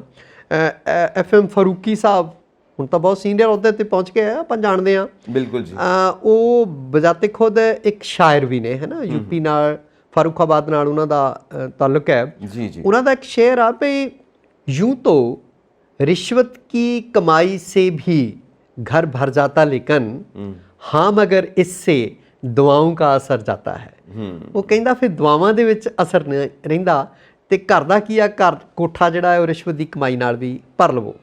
ਤਾਂ ਤਾਜ਼ੀ ਉਦਾਹਰਨ ਆਪਣੇ ਕੋਲ ਪੋਪਲੀ ਸਾਹਿਬ ਵਾਲੀ ਹੈ ਨਾ, ਬਿਲਕੁਲ ਜੀ, ਪਈ ਉਹ ਸੋਨਾ ਚਾਂਦੀ ਧਨ ਦੌਲਤ ਇੱਥੇ ਪਿਆ ਰਹਿ ਗਿਆ, ਜਵਾਨ ਪੁੱਤ ਮਰ ਗਿਆ, ਵਜ੍ਹਾ ਜੋ ਵੀ ਮਰਜ਼ੀ ਹੋਵੇ ਹੈ ਨਾ, ਉਹਨੇ ਖੁਦਕੁਸ਼ੀ ਕੀਤੀ ਆ ਜਾਂ ਜਿਵੇਂ ਉਹ ਦੋਸ਼ ਲਾ ਰਹੇ ਵੀ ਪੁਲਿਸ ਨੇ ਮੇਰਾ ਪੁੱਤ ਮਾਰਿਆ, ਉਹ ਅਗਲੀਆਂ ਗੱਲਾਂ ਨੇ ਹੈ ਨਾ। ਪਰ ਇੱਕ ਪੁੱਤ ਜਿਹੜਾ ਆ ਉਹ ਬਾਪ ਦੇ ਹੱਥੋਂ ਗਵਾ ਬੈਠੇ ਹੈ ਨਾ। ਸੋ ਇਹ ਜਿਹੜੀ ਧਨ ਦੌਲਤ, ਮੈਂ ਪੁਲਿਸ ਦੀ ਗੱਲ ਕਰਦਾ ਸੀਗਾ ਵੀ ਪੁਲਿਸ ਦੀਆਂ ਕੁਛ ਕਾਲੀਆਂ ਭੇਡਾਂ ਕਹਿ ਲਓ, ਪੁਲਿਸ ਦੀਆਂ ਕਾਲੀਆਂ ਭੇਡਾਂ, ਗੁੰਡਾ ਅਨਸਰ, ਸਿਆਸਤਦਾਨ, ਇਹਨਾਂ ਦਾ ਗੱਠਜੋੜ ਤਦ ਤੱਕ ਜਦ ਤੱਕ ਜਾਰੀ ਆ ਤਦ ਤੱਕ ਇਹੋ ਜਿਹੀਆਂ ਘਟਨਾਵਾਂ ਹੁੰਦੀਆਂ ਰਹਿਣਗੀਆਂ ਜੀ। ਤੁਹਾਨੂੰ ਪਤਾ ਵੀ ਕਈ ਵਰੇ ਲੰਘ ਜਾਂਦੇ ਆ, ਗੱਲ ਆਈ ਗਈ ਹੋ ਜਾਂਦੀ ਆ, ਜਾਂਚ ਦਰ ਜਾਂਚ, ਕਮੇਟੀ ਦਰ ਕਮੇਟੀ ਬਹਾਈ ਜਾਂਦੀ ਆ, ਨਿਕਲਦਾ ਕੁਝ ਵੀ ਨਹੀਂਗਾ। ਗੱਲ ਇਹ ਹੈ ਕਿ ਕਮੇਟੀ ਜੇ ਕੋਈ ਰਿਪੋਰਟ ਦਿੰਦੀ ਵੀ ਹੈ ਜੀ, ਜਦੋਂ ਉਹਦੇ ਉੱਤੇ ਕਾਰਵਾਈ ਹੋਣੀ ਹੈ ਤੇ ਜਿਹੜੇ ਉੱਤੇ ਬੈਠੇ ਨੇ ਪਾਵਰਫੁਲ ਲੋਕ, ਉਹਨਾਂ ਨੂੰ ਉਹ ਕਾਰਵਾਈ ਇਸ ਕਰਕੇ ਸੂਟ ਨਹੀਂ ਕਰਦੀ ਕਿਉਂਕਿ ਜਿਨ੍ਹਾਂ ਲੋਕਾਂ ਨੂੰ ਉਹ ਸਪੋਰਟ ਕਰਦੇ ਨੇ ਉਹ ਕਿਤੇ ਨਾ ਕਿਤੇ ਫਸੇ ਹੁੰਦੇ ਨੇ ਇਨਕੁਆਰੀ ਦੇ ਵਿੱਚ। ਬਿਲਕੁਲ ਤਾਂ ਫਿਰ ਕੀ ਕੀਤਾ ਜਾਏ? ਪਰ ਕਈ ਵਾਰੀ ਇੱਦਾਂ ਹੁੰਦਾ, ਭਾਵੇਂ ਉਹ ਕਾਨੂੰਨ ਵਿਵਸਥਾ ਦੇ ਵਿੱਚ ਲੋਕਾਂ ਦਾ ਵਿਸ਼ਵਾਸ ਬਣਾਈ ਰੱਖਣ ਲਈ ਹੀ ਕੀਤਾ ਜਾਂਦਾ ਹੋਵੇ। ਮੈਂ ਜੇ ਕਿਸੇ ਨਾਲ ਗੱਲ ਕਰਾਂ ਵੀ ਯਾਰ ਕਾਨੂੰਨ ਦੇ ਹੱਥ ਬਹੁਤ ਲੰਮੇ ਹੁੰਦੇ ਆ ਤੇ ਕਿਸੇ ਨੂੰ ਨਹੀਂ ਬਖਸ਼ਦਾ ਜੀ। ਆਪਾਂ ਦੇਖਦੇ ਹਾਂ ਵੀ ਵੱਡੇ ਵੱਡੇ ਸਿਆਸਤਦਾਨ ਵੀ ਚੁੱਕ ਕੇ ਅੰਦਰ ਦੇ ਦਿੱਤੇ ਜਾਂਦੇ ਆ, ਜਿਨ੍ਹਾਂ ਨੇ ਬਹੁਤ ਰਾਜ ਭਾਗ ਮਾਣੇ ਹੁੰਦੇ ਆ, ਉਹ ਵੀ ਜੇਲ੍ਹਾਂ ਦੀ ਹਵਾ ਖਾਂਦੇ ਆ। ਤਾਂ ਤਾਜ਼ਾ ਉਦਾਹਰਨਾਂ ਵੀ ਆਪਣੇ ਕੋਲ ਹੈਗੀਆਂ। ਬਿਲਕੁਲ ਜੀ। ਤੇ ਪਰ ਕਈ ਕਹਿੰਦੇ ਆ ਵੀ ਇਹ ਕਾਨੂੰਨ ਵਿਵਸਥਾ 'ਚ ਲੋਕਾਂ ਦਾ ਵਿਸ਼ਵਾਸ ਬਣਾਈ ਰੱਖਣ ਲਈ ਸਾਰਾ ਕੁਝ ਹੁੰਦਾ, ਪਈ ਪੁਲਿਸ, ਫੌਜ, ਜੇਲ੍ਹਾਂ, ਅਦਾਲਤਾਂ ਇਹ ਰਾਜ ਕਰਨ ਵਾਲਿਆਂ ਦੇ ਡੰਡੇ ਹੁੰਦੇ ਆ ਹੈ ਨਾ। ਉਹ ਜਿੱਦਾਂ ਆਪਾਂ ਹੁਣ ਤਾਜ਼ੀ ਗੱਲ ਹੋ ਕੇ ਹਟੀ ਆ ਜ਼ੁਬੈਰ ਅਹਿਮਦ ਵਾਲੀ ਹੈ ਨਾ, ਬਿਲਕੁਲ ਜੀ, ਆਲਟ ਨਿਊਜ਼ ਵਾਲੀ। ਕਿਉਂਕਿ ਕਈ ਲੋਕ ਦੇਖੋ ਹਰੇਕ ਨੂੰ ਬੋਲਣ ਦਾ ਹੱਕ ਹੈ, ਬਿਲਕੁਲ, ਉਹ ਆਪਣਾ ਐਕਸਪ੍ਰੈਸ਼ਨ ਦਿੰਦਾ, ਉਹ ਹਰ ਤਰ੍ਹਾਂ ਨਾਲ, ਕੋਈ ਉਹਦੇ ਹੱਕ 'ਚ ਵੀ ਜਾਏਗਾ, ਕੋਈ ਉਹਦੇ ਖਿਲਾਫ 'ਚ ਵੀ ਜਾਏਗਾ। ਬਿਲਕੁਲ। ਪਰ ਜਿਹੜੀ ਵਿਚਲੀ ਗੱਲ ਹੈ ਉਹ ਕਿਤੇ ਨਾ ਕਿਤੇ ਅਸੀਂ ਸਾਰੇ ਸਮਝਦੇ ਹਾਂ ਕਿ ਇਹ ਗੇਮ ਕਿੱਧਰ ਨੂੰ ਚੱਲਦੀ ਪਈ ਹੈ, ਇਹ ਗੇਮ ਦੇ ਵਿੱਚ ਕਿੱਧਰ ਨੂੰ ਨਤੀਜੇ ਵੱਧਦੇ ਪਏ ਨੇ। ਸੋ ਇਹ ਸਮਾਂ ਦੱਸੇਗਾ ਕਿਉਂਕਿ ਇਸ ਵਕਤ ਆਪਾਂ ਕੋਈ ਉਜਾਗਰ ਤਾਂ ਨਹੀਂ ਕਰ ਸਕਦੇ। ਜਿਵੇਂ ਜਿਵੇਂ ਏਜੰਸੀਆਂ ਆਪਾਂ ਨੂੰ ਰਿਪੋਰਟ ਦਿੰਦੀਆਂ ਨੇ ਆਪਾਂ ਉਹਦੇ ਮੁਤਾਬਿਕ ਤੁਰਦੇ ਹਾਂ ਜੀ। ਸੋ ਅਗਲੀ ਗੱਲ, ਹੁਣ ਨਵਾਂ ਬਜਟ ਆਇਆ ਹੈ ਪੰਜਾਬ ਦਾ ਤੇ ਐਪਰੀਸੀਏਸ਼ਨ ਵੀ ਮਿਲਦੀ ਪਈ ਹੈ ਕਿ ਜਨਤਾ ਦਾ ਬਜਟ ਆ, ਪਰ ਕ੍ਰਿਟੀਸਾਈਜ਼ ਕਰਨ ਵਾਲੇ ਨੇ ਤਾਂ ਕ੍ਰਿਟੀਸਾਈਜ਼ ਕਰਨਾ ਹੀ ਆ। ਬਿਲਕੁਲ ਜੀ, ਸਿੱਧੀ ਸਾਦੀ ਗੱਲ। ਸੋ ਵਿਧਾਨ ਸਭਾ ਇਜਲਾਸ ਦੇ ਵਿੱਚ ਮਾਨ ਸਾਹਿਬ ਨੇ ਜਦੋਂ ਬਜਟ ਦਾ ਸਾਰਾ ਐਲਾਨ ਹੋਇਆ ਉਸ ਤੋਂ ਬਾਅਦ ਸਮਾਂ ਕੀਤਾ, ਉਸ ਤੋਂ ਬਾਅਦ ਕਾਫੀ ਕੁਝ ਉਹਨਾਂ ਨੇ ਬਜਟ ਦੇ ਹੱਕ ਦੇ ਵਿੱਚ ਗੱਲ ਕੀਤੀ ਔਰ ਚੀਮਾ ਸਾਹਿਬ ਦੀ ਕਾਫੀ ਤਾਰੀਫ ਕੀਤੀ ਹੈ ਕਿ ਬੜੀ ਦੂਰ ਅੰਦੇਸ਼ੀ ਨਾਲ ਕੰਮ ਲਿੱਤਾ ਗਿਆ ਜੀ। ਪਰ ਜਿਹੜੇ ਐਕਸਪਰਟ ਨੇ, ਇਕੋਨੋਮਿਸਟ ਨੇ, ਉਹ ਕਈ ਗੱਲਾਂ ਨਵੀਆਂ ਉਧੇੜ ਕੇ ਵਿੱਚੋਂ ਕੱਢਦੇ ਨੇ ਕਿ ਯਾਰ ਇਹ ਤੇ 올ਡ ਵਾਈਨ ਨਿਊ ਬੋਟਲ ਹੈ, ਉਹੀ ਸਾਰੀ ਤਰਜ਼ ਦੇ ਉੱਤੇ ਉਵੇਂ ਕਰਜ਼ਿਆਂ ਤੇ ਤੁਸੀਂ ਡਿਪੈਂਡ ਕਰਦੇ ਪਏ ਹੋ। ਜੇ ਤੁਸੀਂ ਸੈਂਟਰ ਤੋਂ ਕਰਜ਼ੇ ਲਓਗੇ ਉਹ ਤੁਹਾਨੂੰ 8 ਤੋਂ 10% 'ਚ ਮਿਲੇਗਾ, ਜੇ ਤੁਸੀਂ ਉਹੀ ਕਰਜ਼ੇ NRIs ਤੋਂ ਲੈਂਦੇ ਹੋ ਸਕਦਾ 5 ਤੋਂ 6% 'ਚ ਮਿਲ ਜਾਂਦਾ, ਤੁਹਾਡਾ 4% ਬਚ ਸਕਦਾ ਸੀ। ਸੋ ਇਸ ਤਰ੍ਹਾਂ ਦੀਆਂ ਗੱਲਾਂ ਆ ਰਹੀਆਂ ਨੇ ਕਿ ਤੁਸੀਂ ਵੀ ਕਰਜ਼ੇ ਦੇ ਉੱਤੇ ਆਧਾਰਿਤ ਆਪਣੀ ਅਰਥ ਵਿਵਸਥਾ ਨੂੰ ਬਣਾਉਣਾ ਚਾਹੁੰਦੇ ਹੋ। ਦੇਖੋ ਗੱਲ ਤਾਂ ਇਹ ਆ ਸੰਜੀਵ ਜੀ, ਪਈ ਕਿਤਿਓਂ ਨਾ ਕਿਤਿਓਂ ਤਾਂ ਧਨ ਜਟਾਉਣਾ ਹੁੰਦਾ ਸਰਕਾਰ ਚਲਾਉਣ ਲਈ ਹੈ ਨਾ। ਰੈਵਨਿਊ ਕਿੱਥੋਂ ਇਕੱਠਾ ਕਰਦੀ ਆ ਸਰਕਾਰ? ਜਿਵੇਂ ਹੁਣ ਉਹਨਾਂ ਨੇ ਸ਼ਰਾਬ ਤੋਂ ਕਰਨ ਦਾ ਯਤਨ ਕੀਤਾ, ਸਟੇ ਲੱਗ ਗਿਆ ਹਾਈ ਕੋਰਟ ਦੇ ਵਿੱਚ, 5 ਜੁਲਾਈ ਤੱਕ ਜੀ। ਤੇ ਹੋਰ ਸਰਕਾਰ ਨੇ ਰੈਵਨਿਊ ਕਿੱਥੋਂ ਆਉਂਦਾ? ਦੇਖੋ ਜਿਹੜੇ ਵੀ ਸੋਰਸਸ ਹੈਗੇ ਆ ਰੈਵਨਿਊ ਦੇ, ਮਾਲੀਆ ਇਕੱਠਾ ਕਰਨ ਦੇ, ਉਹ ਸਰਕਾਰ ਨੇ ਯਤਨ ਕਰਨੇ ਹੁੰਦੇ ਆ ਜੀ। ਦੂਸਰੀ ਗੱਲ ਆ ਪਈ ਕਰਜ਼ੇ ਤਾਂ ਸਾਰੀਆਂ ਸਰਕਾਰਾਂ ਲੈਂਦੀਆਂ, ਕਰਜ਼ੇ ਲਾਉਂਦੇ ਵੀ ਆ, ਪਰ ਪੰਜਾਬ ਸਿਰਫ ਪਹਿਲਾਂ ਤੋਂ ਹੀ ਇੰਨਾ ਕਰਜ਼ਾ ਆ ਪਈ, ਹਰ ਬੰਦਾ ਹੀ ਕਰਜ਼ਈ ਆ, ਤੁਸੀਂ ਅਸੀਂ ਆਪਾਂ ਸਾਰੇ ਕਰਜ਼ਈ ਆ। ਪਰ ਹਰਪਾਲ ਸਿੰਘ ਚੀਮਾ ਹੋਰਾਂ ਨੇ ਇਹ ਕਿਹਾ ਵੀ ਅਸੀਂ ਪੰਜਾਬ ਦੀ ਆਰਥਿਕਤਾ ਨੂੰ ਮੁੜ ਕੇ ਲੀਹਾਂ ਤੇ ਲਿਆਵਾਂਗੇ ਔਰ ਪੰਜਾਬ ਸਿਰ ਜਿਹੜਾ ਚੜਿਆ ਕਰਜ਼ਾ ਆ ਹਜ਼ਾਰਾਂ ਕਰੋੜਾਂ ਦਾ, ਉਹ ਲਾਵਾਂਗੇ ਵੀ। ਹੁਣ ਦੇਖੋ ਜੇ ਕਮਿਟਮੈਂਟ ਦੇਖੀਏ ਸਰਕਾਰ ਦੀ, ਜਿਹੋ ਜਿਹਾ ਦਾਅਵੇ ਕਰ ਰਹੀ ਆ ਸਰਕਾਰ, ਤਾਂ ਕੋਈ ਵੱਡੀ ਗੱਲ ਨਹੀਂ ਪਈ ਸਰਕਾਰ ਇਹਦੇ ਤੇ ਅਮਲ ਵੀ ਕਰੇ, ਆਪਣੇ ਦਾਅਵਿਆਂ ਤੇ ਉਹਨਾਂ ਨੂੰ ਅਮਲੀ ਜਾਮਾ ਵੀ ਪਵਾਵੇ। ਤਾਂ ਵਿਰੋਧੀ ਧਿਰ ਨੇ ਤਾਂ ਵਿਰੋਧ ਕਰਨਾ ਹੁੰਦਾ। ਬਿਲਕੁਲ ਜੀ, ਹੱਥਾਂ ਤੇ ਸਰੋਂ ਨਹੀਂ ਜੰਮਦੀ ਹੁੰਦੀ। ਠੀਕ, ਸਹੀ ਗੱਲ ਹੈ। ਤੇ ਉਹਨਾਂ ਦੇ 3-4 ਮਹੀਨਿਆਂ 'ਚ ਹੀ ਵਿਰੋਧੀ ਧਿਰ ਜ਼ਿਆਦਾ ਕਾਹਲੀ ਪੈ ਗਈ ਆ ਮੇਰੇ ਚਾਚੇ। ਤਾਂ ਆਪ ਹੁਣ ਤੱਕ 17-75 ਸਾਲਾਂ 'ਚ ਕਾਂਗਰਸੀਆਂ ਨੇ ਜਾਂ ਅਕਾਲੀਆਂ ਨੇ ਕੀ ਕੀਤਾ, ਕੀ ਸਵਾਰਿਆ ਪੰਜਾਬ ਨੂੰ ਕਰਜ਼ੇ ਦੇ ਬੋਝ ਥੱਲੇ ਦੱਬਣ ਤੋਂ ਇਲਾਵਾ ਪੰਜਾਬ ਦੇ ਵਿੱਚ ਬੇਰੁਜ਼ਗਾਰੀ ਪੈਦਾ ਕਰਨ, ਅਫਰਾ ਤਫਰੀ ਫੈਲਾਉਣ, ਸਿਹਤ ਸੇਵਾਵਾਂ ਚਰਮਰਾ ਚੁੱਕੀਆਂ, ਵਿਦਿਅਕ ਢਾਂਚਾ ਚਰਮਰਾ ਚੁੱਕਿਆ, ਬੇਰੁਜ਼ਗਾਰੀ ਜਿਹੜੀ ਆ ਉਹ ਜਿਹੜੀ ਆ ਗਲ ਛੱਡ ਕੇ ਹੁਣ ਡੋਬੂ ਹੋ ਗਈ। ਜਾਣੀ ਕਿ ਪਾਣੀ ਹੁੰਦਾ ਨਾ ਵੀ ਗਿੱਟਿਆਂ ਤੱਕ ਆ ਗਿਆ ਜੀ, ਗੋਡਿਆਂ ਤੱਕ ਆ ਗਿਆ, ਹੁਣ ਲੱਕ ਤੱਕ ਆ, ਫਿਰ ਗਲ ਤੱਕ ਤੇ ਫਿਰ ਡੋਬੂ ਹੋ ਜਾਂਦਾ ਹੈ ਨਾ। ਸੋ ਡੋਬੂ ਤੋਂ ਵੀ ਕਿਤੇ ਉੱਤੋਂ ਦੀ ਵਗ ਰਿਹਾ ਮਤਲਬ ਜਿਹੜਾ ਪਾਣੀ ਹੈ ਨਾ। ਤੇ ਅਜੇ ਵੀ ਹੁਣ ਕੁਛ ਤਾਂ ਕਹਾਂਗੇ ਵੀ ਲੋਕ ਜਾਗ ਗਏ ਆ ਤੇ 92 ਸੀਟਾਂ ਦਵਾਈਆਂ ਉਹਨਾਂ ਨੂੰ। ਦੇਖੋ ਗੱਲ ਇਹ ਹੈ, ਕੁਝ ਲੋਕ ਇਹਨੂੰ ਵੀ ਦੇਖਦੇ ਪਏ ਨੇ ਸੰਗਰੂਰ ਦੀਆਂ ਜ਼ਿਮਨੀ ਚੋਣਾਂ ਨੂੰ ਕਿ 3 ਮਹੀਨੇ ਦੀ ਕਾਰਗੁਜ਼ਾਰੀ ਦੇਖਣ ਤੋਂ ਬਾਅਦ ਦੇਖੋ ਆਪ ਵਾਲੇ 2 ਨੰਬਰ ਤੇ ਆ ਗਏ ਨੇ, ਪਹਿਲੇ ਨੰਬਰ ਤੇ ਮਾਨ ਸਾਹਿਬ ਨੇ। ਉਹ ਦੇਖੋ ਇਹ ਨਾ ਇੱਕ ਜਿਹੜੀ ਜ਼ਿਮਨੀ ਚੋਣ ਆ ਇਹਨੂੰ ਆਪਾਂ ਸਮੁੱਚੀ ਕਾਰਗੁਜ਼ਾਰੀ ਦਾ ਆਧਾਰ ਨਹੀਂ ਬਣਾ ਸਕਦੇ ਪਰ ਕਈ ਬਣਾਉਂਦੇ। ਹੁਣ ਜਿੱਦਾਂ ਪਹਿਲਾਂ ਦੀਪ ਸਿੱਧੂ ਦੀਆਂ ਗੱਲਾਂ ਹੁੰਦੀਆਂ ਸੀ ਜੀ, ਅੱਜ ਕੱਲ ਕਿੰਨੀ ਕੁ ਚਰਚਾ ਹੋ ਰਹੀ ਹੈ। ਬਿਲਕੁਲ ਵੀ ਮੂਸੇਵਾਲੇ ਦੀਆਂ ਗੱਲਾਂ ਹੁੰਦੀਆਂ ਕਿਉਂਕਿ ਤਾਜ਼ਾ ਉਸ ਨੌਜਵਾਨ ਦਾ ਕਤਲ ਹੋਇਆ, ਅਣਿਆਈ ਮੌਤੇ ਮਰਿਆ। ਮਹੀਨਾ 10 ਦਿਨ ਪੈਣ ਲੈਣ ਦਿਓ, ਇਹ ਸੁਰਖੀਆਂ ਜਿਹੜੀਆਂ ਫਿੱਕੀਆਂ ਪੈ ਜਾਣਗੀਆਂ, ਖਬਰਾਂ ਘਟ ਜਾਣਗੀਆਂ। ਠੀਕ ਹੈ, ਕਿਤੇ ਲੋਕਾਂ ਦਾ ਜਿਹੜਾ ਹੈ ਨਾ ਜੀ ਕੀ ਰੁਝਾਨ ਹੁੰਦਾ ਇਹਦੇ ਬਾਰੇ ਆਪਾਂ ਕੁਝ ਵੀ ਦਾਅਵੇ ਨਹੀਂ ਕਰ ਸਕਦੇ। ਇੱਕ ਬੰਨੇ ਆਪਣੇ ਵੀਡੀਓ ਵੀ ਵਾਇਰਲ ਹੁੰਦੀਆਂ ਵੀ ਸਿਮਰਨਜੀਤ ਸਿੰਘ ਮਾਨ ਹੋਰੀ ਭਗਤ ਸਿੰਘ ਨੂੰ ਅੱਤਵਾਦੀ ਦੱਸਦੇ ਆ।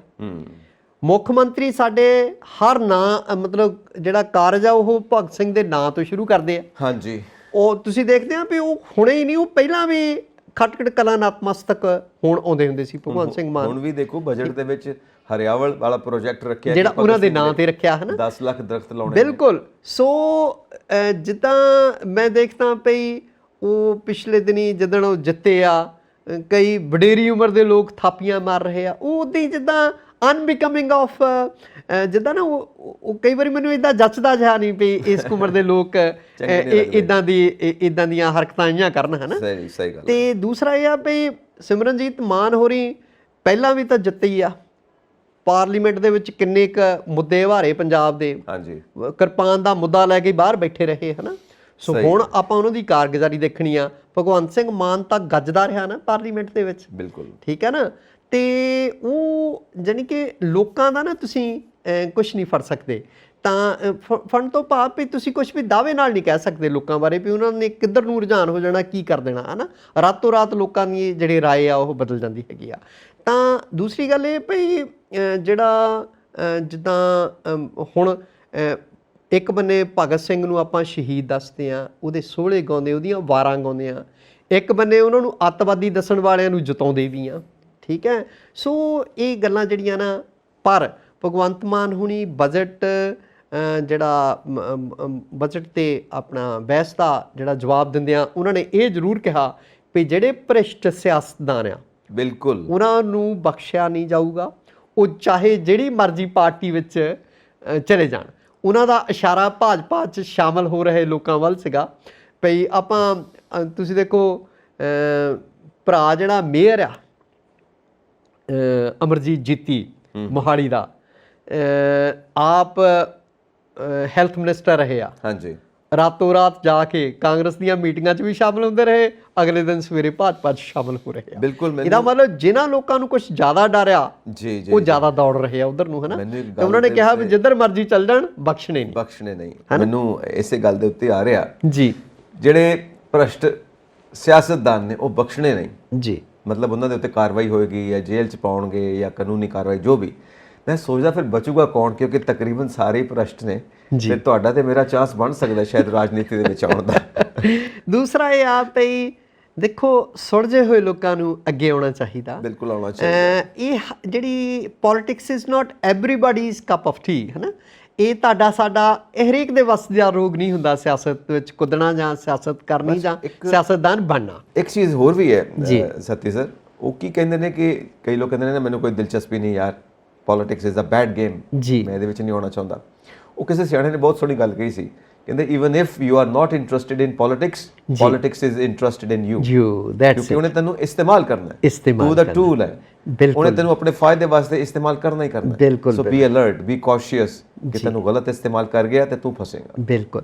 ਦੂਸਰੀ ਗੱਲ ਇਹ ਆ ਵੀ ਇੱਕ ਉਹਨਾਂ ਨੇ ਕਿਹਾ ਵੀ ਜਿਹੜਾ ਮਹਾਰਾਜਾ ਰਣਜੀਤ ਸਿੰਘ ਉਹਨਾਂ ਦੇ ਰਾਜ ਦੀ ਉਹਨਾਂ ਦੇ ਰਾਜ ਦੀ ਤਾਰੀਫ ਕੀਤੀ ਤੇ ਉਸੇ ਤਰਜ਼ ਤੇ ਕਹਿੰਦੇ ਪੰਜਾਬ 'ਚ ਰਾਜ ਹੋਵੇਗਾ। ਕੰਮ ਔਖਾ ਹੈ ਪਰ ਕੰਮ ਤਾਂ ਔਖਾ, ਪਰ ਮੈਂ ਮੁੱਖ ਮੰਤਰੀ ਸਾਹਿਬ ਨੂੰ ਪੰਜਾਬ ਮੇਲ USA TV ਰਾਹੀਂ ਇਹ ਸੁਨੇਹਾ ਪਹੁੰਚਾਉਣਾ ਚਾਹੁੰਦਾ ਭਈ ਭਾਈ ਉਹ ਗੱਲ ਤਾਂ ਠੀਕ ਹੈ ਤੁਹਾਡੀ, ਬਡਰੁੱਖਾਂ ਉਹਨਾਂ ਦਾ ਨਾਨਕਾ ਘਰ ਸੀਗਾ ਮਹਾਰਾਜਾ ਰਣਜੀਤ ਸਿੰਘ ਹੋਰਾਂ ਦਾ, ਔਰ ਬਡਰੁੱਖਾਂ ਕਿਉਂਕਿ ਪਹਿਲਾਂ ਜਿਵੇਂ ਬੱਚੇ ਆਮ ਤੌਰ ਤੇ ਪਹਿਲੇ ਬੱਚੇ ਜਿਹੜੇ ਆ ਖਾਸ ਕਰਕੇ ਨਾਨਕੀ ਜੰਮਦੇ ਪਲਦੇ ਸੀਗੇ, ਉਹਨਾਂ ਦਾ ਜਨਮ ਵੀ ਬਡਰੁੱਖਾਂ 'ਚ ਹੋਇਆ ਸੀ ਮਹਾਰਾਜਾ ਰਣਜੀਤ ਸਿੰਘ ਹੋਰਾਂ ਦਾ, ਤੇ ਬੜੇ ਚਿਰ ਦੀ ਮੰਗ ਚੱਲੀ ਆ ਰਹੀ ਵੀ ਜੀ ਉਹਨਾਂ ਦਾ ਬੁੱਤ ਲਾਇਆ ਜਾਵੇ। ਪਿਛਲੀ ਸਰਕਾਰ ਨੇ ਵੀ ਥੋੜਾ ਜਿਹਾ ਨੰਬਰ ਬਣਾਉਣ ਦੀ ਕੋਸ਼ਿਸ਼ ਕੀਤੀ, ਪਰ ਜਿਹੜਾ ਬੁੱਤ ਆਇਆ ਨਾ ਉਹ ਕਿਉਂਕਿ ਉਹ ਇੱਕ ਅੱਖ ਤੋਂ ਉਹਨਾਂ ਦੀ ਇੱਕ ਅੱਖ ਖਰਾਬ ਸੀ ਮਹਾਰਾਜਾ ਰਣਜੀਤ ਸਿੰਘ ਦੀ, ਚੇਚਕ ਹੋ ਗਿਆ ਸੀ, ਚੇਚਕ ਨਾਲ ਮਾਰੀ ਗਈ ਸੀ ਉਹਦੇ ਤੇ। ਇੱਕ ਤਾਂ ਉਹ ਘੋੜੇ ਤੋਂ ਬਗੈਰ ਸੀਗਾ, ਠੀਕ ਹੈ ਜੀ, ਵੀ ਉਹ ਘੋੜੇ ਸਮੇਤ ਬਣਨਾ ਸੀਗਾ ਵੀ ਘੋੜੇ ਤੇ ਸਵਾਰ ਨੇ, ਹੈ ਨਾ। ਹਾਂਜੀ। ਦੂਸਰਾ ਉਹਨਾਂ ਦੀਆਂ ਦੋਵੇਂ ਅੱਖਾਂ ਜਿਹੜੀਆਂ ਉਹ ਚੰਗੀਆਂ ਭਲੀਆਂ ਦਿਖਾਈਆਂ ਗਈਆਂ, ਔਰ ਪਿੰਡ ਵਾਲਿਆਂ ਨੇ ਵਿਰੋਧ ਕੀਤਾ। ਤੁਸੀਂ ਦੇਖੋ ਮਹਾਰਾਜਾ ਅਮਰਿੰਦਰ ਸਿੰਘ ਦੀ ਸਰਕਾਰ ਦਾ ਪਿੰਡ 'ਚ ਬੁੱਤ ਨਹੀਂ ਲੱਗਣ ਦਿੱਤਾ ਵੀ ਇਹਦਾ ਮਹਾਰਾਜਾ ਰਣਜੀਤ ਸਿੰਘ ਦਾ ਬੁੱਤ ਹੀ ਨਹੀਂ। ਸਹੀ। ਔਰ ਅੱਜ ਵੀ ਉਹ ਬੁੱਤ ਪਿੰਡ ਦੇ ਬਡਰੁੱਖਾਂ ਦੇ ਸਰਪੰਚ ਦੇ ਘਰ ਰੁਲ ਰਿਹਾ, ਧੂੜ ਫੱਕ ਰਿਹਾ ਹੈਗਾ। ਮੈਨੂੰ ਇੱਕ ਗੱਲ ਚੇਤੇ ਆਉਂਦੀ ਆ। ਹਾਂਜੀ। ਤੇ ਪਿੰਡ ਦੇ ਲੋਕਾਂ ਨੇ ਹੁਣ ਗੁਜ਼ਾਰਿਸ਼ ਕੀਤੀ ਆ ਸਰਕਾਰ ਨੂੰ ਵੀ ਮਹਾਰਾਜਾ ਰਣਜੀਤ ਸਿੰਘ ਦਾ ਕਾਂਸੇ ਦਾ ਬੁੱਤ ਘੋੜੇ ਤੇ ਸਵਾਰ, ਜਿਹਨਾਂ ਮਤਲਬ ਜਿਹੜਾ ਉਹਨਾਂ ਦੀ ਮਤਲਬ ਜਿਹੜੀ ਸ਼ਕਲ ਜਿਹੜੀ ਆ ਉਹ ਜਿਹੋ ਜਿਹੀ ਉਹਨਾਂ ਦੀ ਸੀ ਚਿਹਰਾ ਉਹਨੂੰ ਠੀਕ ਦਰਸਾਉਂਦਾ ਹੋਵੇ ਜੀ। ਉਹ ਮੈਨੂੰ ਇੱਕ ਗੱਲ ਚੇਤੇ ਆਉਂਦੀ ਆ, ਕਹਿੰਦੇ ਕਿ ਮਹਾਰਾਜਾ ਰਣਜੀਤ ਸਿੰਘ ਨੇ, ਕਿਉਂਕਿ ਇਹ ਕਿਤੇ ਰਿਕਾਰਡਡ ਹੈ ਜਾਂ ਨਹੀਂ ਇਹ ਮੈਂ ਨਹੀਂ ਜਾਣਦਾ, ਪਰ ਮੈਨੂੰ ਕਿਸੇ ਵਿਦਵਾਨ ਨੇ ਗੱਲ ਦੱਸੀ ਕਿ ਮਹਾਰਾਜਾ ਰਣਜੀਤ ਸਿੰਘ ਨੇ ਕਿਸੇ ਕਲਾਕਾਰ ਨੂੰ ਜਦੋਂ ਜਿਉਂਦੇ ਸੀ ਕਿਹਾ ਕਿ ਮੇਰੀ ਤਸਵੀਰ ਬਣਾ। ਹੁਣ ਉਹ ਤਸਵੀਰ ਬਣਾਉਂਦਾ ਹੈ ਤੇ ਜੋ ਉਹਨਾਂ ਦੀ ਇੱਕ ਅੱਖ ਹੈ ਖਰਾਬ ਹੈ, ਉਹ ਕਿੱਦਾਂ ਕਵਰ ਕਰੇ ਜੀ। ਤੇ ਉਹਨੇ ਕੀ ਕੀਤਾ ਕਿ ਮਹਾਰਾਜਾ ਰਣਜੀਤ ਸਿੰਘ ਨੂੰ ਬਣਾਇਆ ਕਿ ਉਹ ਗੋਡਾ ਥੱਲੇ ਲਾਇਆ ਹੋਇਆ, ਇੱਕ ਗੋਡਾ ਜਿਵੇਂ ਵੀਰ ਆਸਨ ਕਹਿੰਦੇ ਆਪਾਂ, ਤੇ ਧਨੁਸ਼ ਤੀਰ ਕਮਾਨ ਚੁੱਕਿਆ ਹੋਇਆ, ਇੱਕ ਅੱਖ ਬੰਦ ਕਰਕੇ ਨਿਸ਼ਾਨਾ ਲਾਉਂਦੇ ਪਏ ਨੇ। ਜੀ ਜੀ। ਹੁਣ ਦੇਖੋ ਉਹਦੀ ਕਲਾਕਾਰੀ, ਉਹ ਅੱਖ ਉਹਨੇ ਬੰਦ ਕਰਵਾ ਦਿੱਤੀ ਜੀ ਤੇ ਨਿਸ਼ਾਨਾ ਲਾਉਂਦੇ ਪਏ ਨੇ। ਤੇ ਮਹਾਰਾਜਾ ਰਣਜੀਤ ਸਿੰਘ ਬੜੇ ਖੁਸ਼ ਹੋਏ, ਕਹਿੰਦੇ ਦੇਖ ਕੇ ਇਨਾਮ ਦਿੱਤਾ ਉਹਨੂੰ ਜੀ। ਸੋ ਇਹ ਮੈਨੂੰ ਇੱਕ ਵਿਦਵਾਨ ਨੇ ਦੱਸਿਆ ਇਹ ਗੱਲ।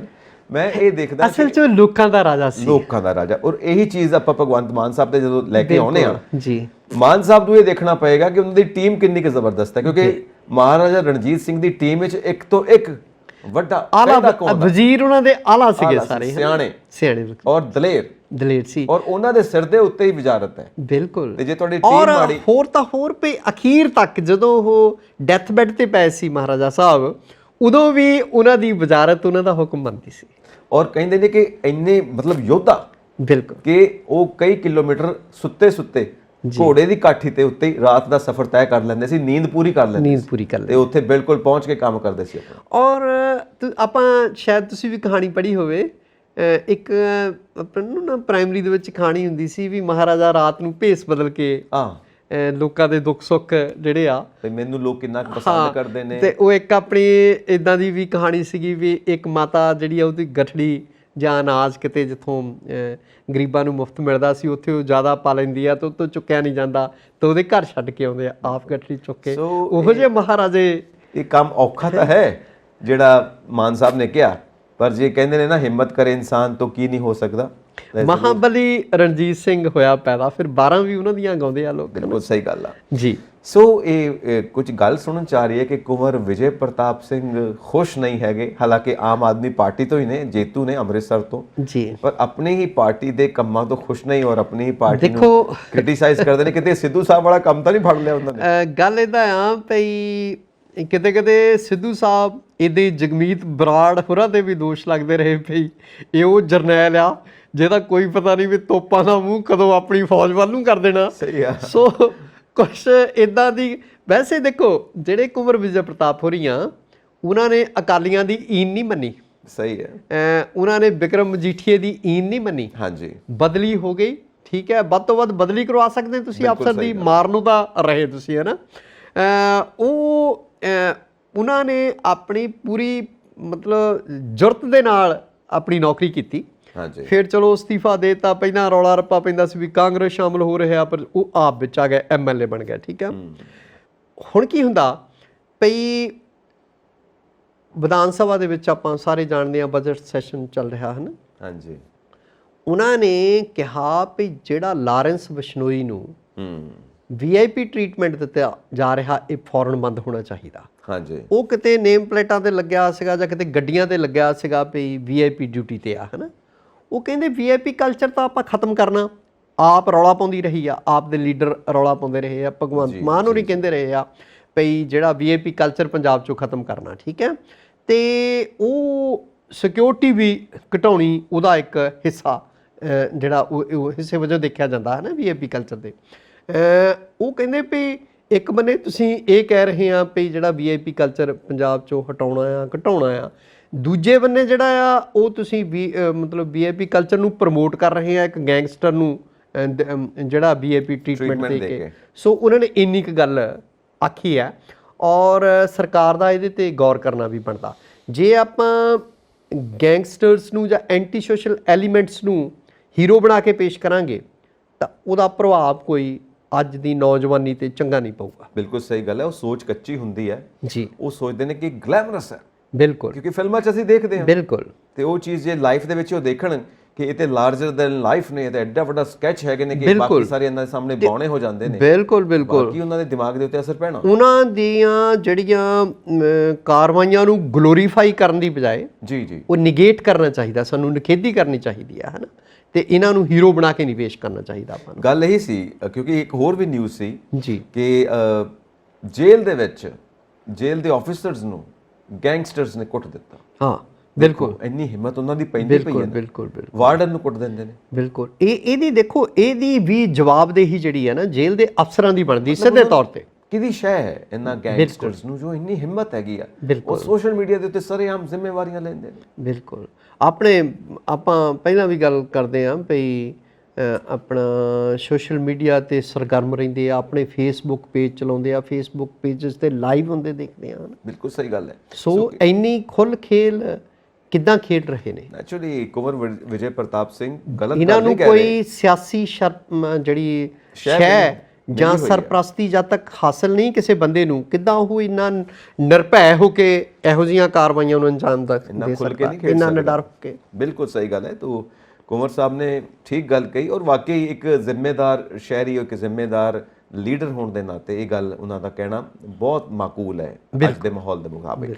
ਸੋ ਸੱਤੀ ਸਾਹਿਬ, ਇੱਕ ਤੇ ਮਾਨ ਸਾਹਿਬ ਇਹ ਵੀ ਕਹਿ ਰਹੇ ਨੇ ਕਿ ਭ੍ਰਸ਼ਟਾਚਾਰ ਨੂੰ ਵੀ ਨੱਥ ਪਾਉਣੀ ਹੈ ਅਸੀਂ ਜੀ। ਤੇ ਥਾਂ ਦੇ ਇਹ ਕਹਿੰਦੇ ਵੀ ਪਏ ਨੇ ਕਿ ਅਸੀਂ ਇੱਕ ਨੰਬਰ ਜਾਰੀ ਕੀਤਾ ਹੈ ਜਿਹਦੇ ਉੱਤੇ ਕੰਪਲੇਂਟਸ ਆਉਂਦੀਆਂ ਨੇ, ਅਸੀਂ ਪੰਜਾਬ ਦੇ ਵਿੱਚ ਲਗਭਗ ਖਤਮ ਕਰ ਦਿੱਤੀ ਹੈ ਜਿਹੜੀ ਕਰਪਸ਼ਨ ਹੈ। ਹਾਲਾਂਕਿ ਅਸੀਂ ਜਾਣਦੇ ਹਾਂ ਸੱਚਾਈ ਇਹਦੇ ਵਿੱਚ ਨਹੀਂ ਹੈ ਜੀ। ਔਰ ਗਿਲਜੀਆ ਸਾਹਿਬ ਦਾ ਕੇਸ ਸਾਡੇ ਸਾਹਮਣੇ ਆ ਔਰ ਨਾਲ ਧਰਮਸੋਤ ਸਾਹਿਬ ਵੀ ਕਿਤੇ ਨਾ ਕਿਤੇ ਲੱਗਦੇ ਨੇ ਕਿ ਭਾਵੇਂ ਵੱਖੋ-ਵੱਖ ਪਾਰਟੀਆਂ ਤੋਂ ਨੇ ਪਰ ਅੰਦਰ ਖਾਤੇ ਹੱਥ ਮਿਲੇ ਹੋਏ ਨੇ।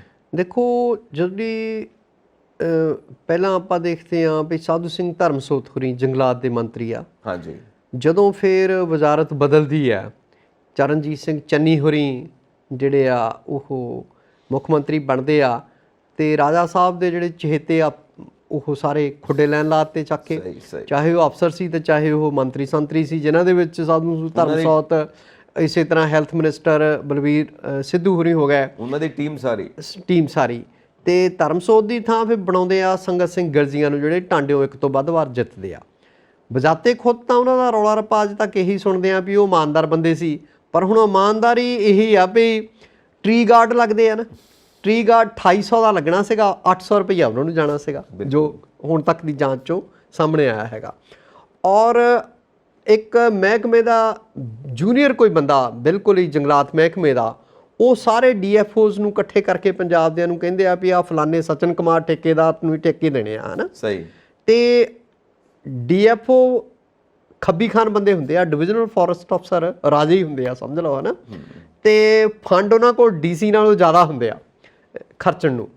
ਤਾਂ ਉਹਨਾਂ ਦੀ ਮੀਟਿੰਗ ਕਰਵਾਈ ਜਾਂਦੀ ਆ ਤੇ ਉਹਨਾਂ ਨੂੰ ਇਹ ਕਹਿਣਾ ਵੀ ਜਿਹੜਾ ਠੇਕੇ ਆ, ਫਿਰ ਜਿੱਦਾਂ ਧਰਮਸੋਤ ਤੇ ਖੈਰ ਦੇ ਰੁੱਖਾਂ ਦਾ ਲੱਗਿਆ ਸੀ, ਇਹਨਾਂ ਤੇ ਵੀ ਜਿਹੜੇ ਪਰਮਿਟ ਰੁੱਖ ਵੱਢਣ ਲਈ ਗਲਤ ਮਲਤ ਜਾਂ ਚਹੇਤਿਆਂ ਨੂੰ ਜਾਂ ਪੈਸੇ ਦੇ ਕੇ ਲੈਣ ਦੇ ਲੱਗੇ ਆ। ਹੁਣ ਉਹ ਜਾਂਦੇ ਆ ਹਾਈ ਕੋਰਟ ਦੇ ਵਿੱਚ ਅਗੇਤੀ ਜ਼ਮਾਨਤ ਲਈ, ਹਾਂਜੀ, ਤੇ ਹਾਈ ਕੋਰਟ ਨੇ ਦੇਤਾ ਜਵਾਬ। ਬਿਲਕੁਲ। ਉਹ ਕਹਿੰਦੇ ਪਹਿਲਾਂ ਜਿਹੜਾ ਆ ਛੋਟੀ ਕੋਰਟ 'ਚ ਜਾਓ, ਹੇਠਲੀ ਅਦਾਲਤ ਵਿੱਚ ਜਾਓ, ਫਿਰ ਸਾਡੇ ਕੋਲ ਆਇਓ ਜੇ ਉੱਥੋਂ ਰੱਦ ਹੁੰਦੀ ਆ ਤਾਂ, ਕਿਉਂਕਿ ਰੈਗੂਲਰ ਮਾਮਲਾ ਹੈ, ਕੋਈ ਸਪੈਸ਼ਲ ਕੇਸ ਨਹੀਂ ਹੈ। ਸਪੈਸ਼ਲ ਕੇਸ ਨਹੀਂ। ਦੂਸਰੀ ਗੱਲ ਇਹ ਆ ਭਈ ਜਿੱਦਾਂ ਹੁਣ ਕਰਪਸ਼ਨ ਦੇ ਅਗੇਂਸਟ ਆਪਾਂ ਕਰੂਸੇਡ ਦੇਖਦੇ ਆ ਪੰਜਾਬ ਗਵਰਨਮੈਂਟ ਦਾ, ਜੀ ਜੀ, ਤਾਂ ਇਸ ਹਿਸਾਬ ਤਾਂ ਜਿੱਦਾਂ ਤੁਸੀਂ ਪਹਿਲਾਂ ਕਿਹਾ ਸੰਜੀਵ ਜੀ ਭਈ ਸਿਆਸਤ ਵਿੱਚ ਤਾਂ ਆਉਣ ਜਾਣ ਨੂੰ ਆਪਾਂ ਹੀ ਫਿਰ ਵੱਜ ਜਾਣਾ, ਵੀ ਬਾਕੀ ਤਾਂ ਸਾਰਾ ਲੱਗਦਾ ਵੀ ਭ੍ਰਿਸ਼ਟ ਲਾਣਾ ਫੜ ਕੇ ਅੰਦਰ ਦੇ ਦੇਣਾ। ਲੱਗਦਾ ਤਾਂ ਹਾਲ ਦੀ ਘੜੀ ਇਹੀ ਆ, ਪਰ ਦੇਖੋ ਇਹ ਡਰ ਹੋਵੇ ਉਹਨਾਂ ਨੂੰ ਜਿਹੜੇ ਭ੍ਰਿਸ਼ਟ ਆ ਉਹ ਅੰਦਰ ਜਾਣੇ ਚਾਹੀਦੇ ਆ ਦੇਰ ਸਵੇਰ, ਹਾਂਜੀ, ਤਾਂ ਕਿ ਕੁਛ ਨਾ ਕੁਛ ਤਾਂ ਜਿਹੜਾ ਇਹ ਹੁੰਜਾ ਫੇਰਿਆ ਜਾ ਸਕੇ ਇਸ ਨਿਜ਼ਾਮ ਦੀ ਜਿਹੜੀ ਆ ਬੁਰਾਈਆਂ ਨੂੰ ਖਤਮ ਕਰਨ ਲਈ। ਠੀਕ ਹੈ, ਬਿਲਕੁਲ ਸਹੀ ਹੈ। ਤੇ ਬੀਤੇ ਸਮਿਆਂ ਦੇ ਜਿਹੜੇ ਨਿਜ਼ਾਮ ਰਹੇ ਆ, ਉਹ ਤੋਂ ਅਗਲੀ ਗੱਲ ਇਹ ਆ ਵੀ ਕੱਲ ਆਪਣੇ ਹੋਰ ਵੀ ਇੱਕ ਗ੍ਰਿਫਤਾਰੀ ਹੁੰਦੀ ਆ, ਬੀਬੀ ਬਬਲੀਨ ਕੌਰ, ਬਿਲਕੁਲ ਹੁੰਦੀ ਆ, ਤੇ ਡਰੱਗ ਇੰਸਪੈਕਟਰ ਆ, ਪੈਸਿਆਂ ਦਾ ਲੈਣ ਦੇਣ ਕਰਦੇ ਆ। ਅੰਮ੍ਰਿਤਸਰ ਵਾਲੇ ਵਿਜੀਲੈਂਸ ਦੇ ਐਸਐਸਪੀ ਪਰਚਾ ਦਰਜ ਕਰਦੇ ਆ, ਗ੍ਰਿਫਤਾਰੀ ਹੁੰਦੀ ਆ, ਕਿੰਨੇ 'ਚ ਡੀਲ ਹੁੰਦੀ ਆ, ਪਹਿਲੀ ਕਿਸ਼ਤ ਲੈਣ ਲਈ ਦਰਜਾ 4 ਮੁਲਾਜ਼ਮ ਨੂੰ ਭੇਜ ਦਿੱਤਾ ਜਾਂਦਾ, ਲਾਇਸੈਂਸ ਇਸ਼ੂ ਕਰਨਾ, ਦੇਖੋ ਲਾਇਸੈਂਸ ਇਸ਼ੂ ਕਰਨਾ ਹੈ ਨਾ। ਔਰ ਫਿਰ ਤੁਸੀਂ ਮਾਮਲਾ ਪਠਾਨਕੋਟ ਦਾ ਸੀਗਾ, ਪਹਿਲਾਂ ਉਹ ਦਰਜਾ 4 ਮੁਲਾਜ਼ਮ ਨੂੰ ਗ੍ਰਿਫਤਾਰ ਕਰਦੀ ਆ ਵਿਜੀਲੈਂਸ, ਔਰ ਫਿਰ ਉਹ ਰਾਜ਼ ਉਗੜਦਾ ਤੇ ਫਿਰ ਬੀਬੀ ਬਬਲੀਨ ਕੌਰ ਦੀ ਗ੍ਰਿਫਤਾਰੀ ਹੁੰਦੀ ਆ। ਭਈ ਚੰਗੀਆਂ ਭਲੀਆਂ ਤਨਖਾਹਾਂ ਲੈਂਦੇ ਆ, ਚੰਗੇ ਅਹੁਦੇ ਆ, ਗਾਂ ਤਰੱਕੀਆਂ ਵੀ ਹੋਣੀਆਂ। ਤੇ ਉਹ ਕਿਸੇ ਨੇ ਇੱਕ ਹੋਰ ਮੈਂ ਤੁਹਾਨੂੰ ਦੱਸਦਾ ਭਈ ਉਲਫਤ ਬਾਜਵਾ ਜੀ ਨਾ, ਹਾਂਜੀ, ਉਹ ਬੜੇ ਫਕਰ ਤਬੀਅਤ ਸ਼ਾਇਰ ਸੀਗੇ, ਜਲੰਧਰ 'ਚ ਹੀ ਰਹਿੰਦੇ ਸੀ ਆਖਰੀ ਵੇਲੇ ਆਬਾਦਪੁਰੇ ਦੇ ਇੱਕ ਮੁਹੱਲੇ 'ਚ। ਤਾਂ ਉਦੋਂ ਉਹ ਲੰਮੇ ਪਿੰਡ ਦੇ ਸੀ, ਬਹੁਤ ਉਹਨਾਂ ਦਾ ਨਾਂ ਹੋਇਆ ਪੰਜਾਬੀ ਸ਼ਾਇਰੀ 'ਚ, ਹੈ ਨਾ, ਅਧਿਆਪਕ ਸੀਗੇ। ਤਾਂ ਉਹਨਾਂ ਦਾ ਇੱਕ ਸ਼ੇਰ ਸੀਗਾ, ਕਹਿੰਦਾ ਰਿਸ਼ਵਤ ਹੀ ਖੋਣੀ ਹੈ ਤਾਂ ਲੱਭ ਕੋਈ ਸੂਰ ਦਾ ਬੱਚਾ, ਨਹੀਂ ਹੰਸਾਂ ਨੂੰ ਹੁੰਦੀ ਇਹ ਗੰਦਗੀ ਖਾਣ ਦੀ ਆਦਤ। ਦੇਖੋ ਕਹਿਣੀਆਂ ਤਾਂ ਬਹੁਤ ਸੋਹਣੀਆਂ ਗੱਲਾਂ ਉਹ ਕਹਿੰਦੇ ਭਈ ਉਹਦੇ ਅਗਲਾ ਸ਼ੇਰ ਆ ਭਈ ਉਹ ਸੁੱਖ ਰਾਣੀ ਦੀ ਮੰਗਦਾ ਹੈ, ਉਹ ਗੁਣ ਰਾਣੀ ਦੇ ਗਾਉਂਦਾ ਹੈ ਤੇ ਸੁੱਖ ਪਿੰਜਰੇ ਦੀ ਮੰਗਦਾ ਹੈ, ਤੋਤੇ ਨੂੰ ਪੈ ਗਈ ਹੈ ਜਦ ਤੋਂ ਚੂਰੀ ਖਾਣ ਦੀ ਆਦਤ, ਰਿਸ਼ਵਤ ਹੀ ਖਵਾਉਣੀ ਹੈ ਤਾਂ ਲੱਭ ਕੋਈ ਸੂਰ ਦਾ ਬੱਚਾ, ਨਹੀਂ ਹੰਸਾਂ ਨੂੰ ਹੁੰਦੀ ਇਹ ਗੰਦਗੀ ਖਾਣ ਦੀ ਆਦਤ। ਸੋ ਹੰਸ ਤਾਂ ਮੋਤੀ ਚੁਗਦੇ ਆ, ਇਹ ਰਿਸ਼ਵਤ ਜਿਹੜਾ ਆ ਇੰਨੇ ਹੱਡਾਂ 'ਚ ਘਰ ਕਰ ਚੁੱਕੀ ਆ। ਅਸਲ 'ਚ ਪੂਰਾ ਜਦੋਂ ਸਿਸਟਮ ਜਿਹੜਾ ਨਾ ਨਿਜ਼ਾਮ ਭ੍ਰਿਸ਼ਟ ਹੋ ਚੁੱਕਾ ਹੋਵੇ ਤਾਂ ਇਹ ਤਾਂ ਛੋਟੀਆਂ ਮੋਟੀਆਂ ਮੱਛੀਆਂ ਨੇ, ਵੱਡੀਆਂ ਮੱਛੀਆਂ ਨੂੰ ਹੱਥ ਪਾਇਆ ਜਾਣਾ ਬਣਦਾ। ਕਹਿੰਦੇ ਨੇ ਕਿ ਇਹ ਨਾ ਇੱਕ ਤਰ੍ਹਾਂ ਦੀ ਗਰੀਸ ਬਣ ਚੁੱਕੀ ਹੈ ਜਾਂ ਆਇਲ ਬਣ ਚੁੱਕਾ ਜਿਹਦੇ ਨਾਲ ਸਾਰੀ ਮਸ਼ੀਨਰੀ ਮੂਵ ਕਰਦੀ ਹੈ, ਮਤਲਬ ਕਰਪਸ਼ਨ ਨੂੰ ਇਹ ਗੱਲ ਕਹੀ ਜਾਂਦੀ ਹੈ। ਐਗਜ਼ੈਕਟਲੀ। ਸੋ ਮੱਛੀਆਂ ਦੀ ਗੱਲ ਤੋਂ ਇੱਕ ਛੋਟੀ ਜੀ ਗੱਲ ਜੀ, ਕਹਿੰਦੇ ਨੇ ਕਿ ਵੱਡੀਆਂ ਮੱਛੀਆਂ ਤੇ ਛੋਟੀਆਂ ਮੱਛੀਆਂ ਤੁਸੀਂ ਗੱਲ ਕੀਤੀ ਹੈ, ਕਹਿੰਦੇ ਮੱਛੀਆਂ ਦਾ ਇੱਕ ਸਕੂਲ ਹੈ, ਛੋਟੀਆਂ ਮੱਛੀਆਂ ਨੂੰ ਇਹੀ ਸਿੱਖਿਆ ਦਿੱਤੀ ਜਾਂਦੀ ਹੈ ਕਿ ਤੁਹਾਡਾ ਜਨਮ ਕਿਉਂ ਹੋਇਆ, ਵੱਡੀਆਂ ਮੱਛੀਆਂ ਦੀ ਖੁਰਾਕ ਬਣਨ ਲਈ, ਇਸ ਕਰਕੇ ਤੁਸੀਂ ਆਰਾਮ ਨਾਲ ਵੱਡੀਆਂ ਮੱਛੀਆਂ ਦੀ ਖੁਰਾਕ ਬਣਦੇ ਰਹੋ ਜੀ। ਸੋ ਸਮੇਂ ਦੀ ਸੀਮਾ ਆਪਾਂ ਨੂੰ ਇਹ ਕਹਿ ਰਹੀ ਹੈ ਕਿ ਆਪਾਂ ਜਾਂਦੇ ਜਾਂਦੇ ਟੱਚ ਕਰੀਏ ਇੱਕ ਨਿਊਜ਼ ਨੂੰ, ਜੋ ਮੁਹੰਮਦ ਜ਼ੁਬੈਰ ਸਾਹਿਬ, ਉਹਨਾਂ ਵਿੱਚ ਕੋਈ ਨਵੀਂ ਡਿਵੈਲਪਮੈਂਟ, ਕੋਈ ਨਵਾਂ ਕੇਸ ਡਿਵੈਲਪਮੈਂਟ ਹੋਇਆ ਉਹਦੇ ਵਿੱਚ? ਜ਼ੁਬੈਰ ਅਹਿਮਦ ਹੋਰਾਂ ਦਾ ਦੇਖੋ ਉਹ ਇਹ ਆ ਪਈ, ਉਹਦੇ ਬਾਰੇ ਨਾ ਆਲਟ ਨਿਊਜ਼ ਵਾਲੇ ਆਪਾਂ ਸਾਰੇ ਜਾਣਦੇ ਹਾਂ, ਤੇ ਜਿਹੜੀਆਂ ਜਾਲੀ ਖਬਰਾਂ ਪਾਈਆਂ ਜਾਂਦੀਆਂ ਜਾਂ ਮੁਹਿੰਮ ਚਲਾਉਣ ਨੂੰ, ਉਹ ਫੈਕਟ ਚੈੱਕ ਦੇ ਮਾਹਰ ਸੀਗੇ, ਹੈ ਨਾ, ਔਰ ਸਰਕਾਰ ਦਾ ਵਿਰੋਧ ਕਰਦੇ ਆ। ਪਰ ਹੁਣ ਯੂਨਾਈਟਿਡ ਨੇਸ਼ਨ ਦੇ ਜਿਹੜੇ ਸਕੱਤਰ ਜਨਰਲ ਆ, ਉਹ ਗੁਟਰੇਸ ਹੋਰਾਂ ਦੇ ਬੁਲਾਰੇ ਨੇ ਤਾਜ਼ਾ ਟਿੱਪਣੀ ਕੀਤੀ ਆ। ਪਿਛਲੇ ਦਿਨੀ ਉਹਨਾਂ ਦੀ ਗ੍ਰਿਫਤਾਰੀ ਹੋਈ ਆਲਟ ਨਿਊਜ਼ ਵਾਲਿਆਂ ਦੀ, ਜ਼ੁਬੈਰ ਸਾਹਿਬ ਦੀ। ਵੱਡੀ ਗੱਲ ਹੈ ਜੀ। ਉਹ ਕਹਿੰਦੇ ਆ ਵੀ ਜਿਹੜਾ ਇਹ ਗ੍ਰਿਫਤਾਰੀ ਆ ਨਾ, ਇਹ ਗਲਤ ਹੈ। ਵੀ ਪੱਤਰਕਾਰ ਕੋਈ ਕੁਛ ਕਹਿੰਦਾ, ਲਿਖਦਾ, ਬੋਲਦਾ ਜਾਂ ਟਵੀਟ ਕਰਦਾ, ਉਹ ਪੱਤਰਕਾਰ ਦਾ ਹੱਕ ਬਣਦਾ ਸਰਕਾਰ ਦੀ ਆਲੋਚਨਾ ਕਰਨੀ, ਠੀਕ ਹੈ, ਚੰਗਾ ਨੂੰ ਚੰਗਾ ਕਹਿਣਾ ਤੇ ਮੰਦੇ ਨੂੰ ਮੰਦਾ ਕਹਿਣਾ, ਤੇ ਉਹਨਾਂ ਨੂੰ ਜੇਲ੍ਹਾਂ ਦੇ ਵਿੱਚ ਨਹੀਂ ਡੱਕਿਆ ਜਾਣਾ ਚਾਹੀਦਾ। ਭਾਰਤ ਸਰਕਾਰ ਨੇ ਉਹਦਾ ਵਿਰੋਧ ਇਹ ਕਹਿੰਦਿਆਂ ਕੀਤਾ ਵੀ ਇਹ ਇੱਕ ਮੁਲਕ ਦੀ ਆਜ਼ਾਦ ਨਿਆਂ ਵਿਵਸਥਾ ਦੇ ਵਿੱਚ ਦਖਲ ਦੇਣ ਦੇ ਤੋਲਿਆ, ਇਸ ਕਰਕੇ ਆਲੋਚਨਾ ਕੀਤੀ ਹੈ ਯੂਨਾਈਟਿਡ ਨੇਸ਼ਨਸ ਦੀ ਇਹ ਬਿਆਨ ਦੇਣ 'ਤੇ।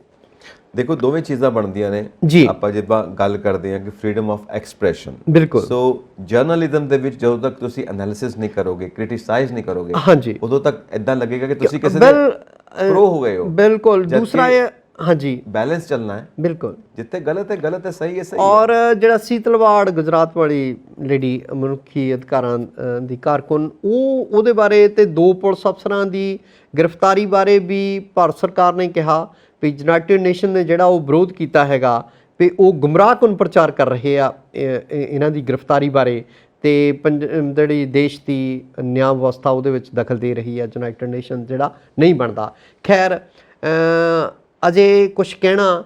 ਦੂਸਰਾ ਇਹ ਆ ਭਈ ਕਹਿੰਦੇ ਭਈ ਕਿਤੇ ਕਿਤੇ ਚੁੱਪ ਰਹਿਣਾ ਹੀ ਬਿਹਤਰ ਹੁੰਦਾ। ਜਿਹੋ ਜਿਹੇ ਹਾਲਾਤ ਚੱਲ ਰਹੇ ਆ, ਕੋਈ ਵੀ ਬੰਦਾ ਥੋੜ੍ਹਾ ਬਹੁਤ ਵੀ ਸਰਕਾਰ ਦਾ ਵਿਰੋਧ ਕਰਦਾ ਤੇ ਉਹਨੂੰ ਫੜ ਕੇ ਅੰਦਰ ਦਿੱਤਾ ਜਾਂਦਾ ਜੀ, ਤੇ ਉਹ ਫਿਰ ਇੱਕ ਚੁੱਪ 100 ਸੁੱਖ ਵਾਲੀ ਗੱਲ ਜ਼ਿਆਦਾ। Silence is gold. Speech is silver, silence is gold. So ਉਹ ਜਿਹੜੀ ਇਹ ਹਾਲ ਦੀ ਘੜੀ silence is the only and better option. So better option ਆਪਾਂ ਦੱਸ ਦਿੱਤੀ ਹੈ, ਸਾਇਲੈਂਸ ਜੀ। ਸੋ ਆਈ ਥਿੰਕ ਕਿ ਆਪਾਂ ਨੂੰ ਹੁਣ ਸਾਇਲੈਂਸ ਵੱਲ ਹੀ ਜਾਣਾ ਚਾਹੀਦਾ, ਕਿਉਂਕਿ ਟਾਈਮ ਸਾਨੂੰ ਕਹਿ ਰਿਹਾ ਕਿ ਤੁਸੀਂ ਬਿਲਕੁਲ ਸਾਇਲੈਂਟ ਹੋ ਜਾਓ ਜੀ। ਤੇ ਸਤਿ ਸ਼੍ਰੀ ਅਕਾਲ ਕਰਕੇ ਦਰਸ਼ਕਾਂ ਤੋਂ ਲਈਏ ਆ ਗਿਆ ਤੇ ਅਗਲੀ ਵਾਰ ਪ੍ਰੋਮਿਸ ਕੇ ਫਿਰ ਆਉਂਦੇ ਹਫਤੇ ਫਿਰ ਜਿਹੜਾ ਨਵੇਂ ਮੁੱਦੇ ਲੈ ਕੇ ਆਵਾਂਗੇ। ਜੀ। ਔਰ ਤੁਸੀਂ ਆਪਣੇ ਵਿਚਾਰ ਸਾਨੂੰ ਇਨਬਾਕਸ ਕਰੋ ਔਰ ਸਾਡੇ ਚੈਨਲ ਨੂੰ ਸਬਸਕ੍ਰਾਈਬ ਕਰੋ ਔਰ ਇਸੇ ਤਰ੍ਹਾਂ ਹੀ ਦੇਖਦੇ ਰਹੋ ਪੰਜਾਬ ਮੇਲ USA TV। ਜੀ। ਸਤਿ ਸ਼੍ਰੀ ਅਕਾਲ ਜੀ। ਸਤਿ ਸ਼੍ਰੀ ਅਕਾਲ।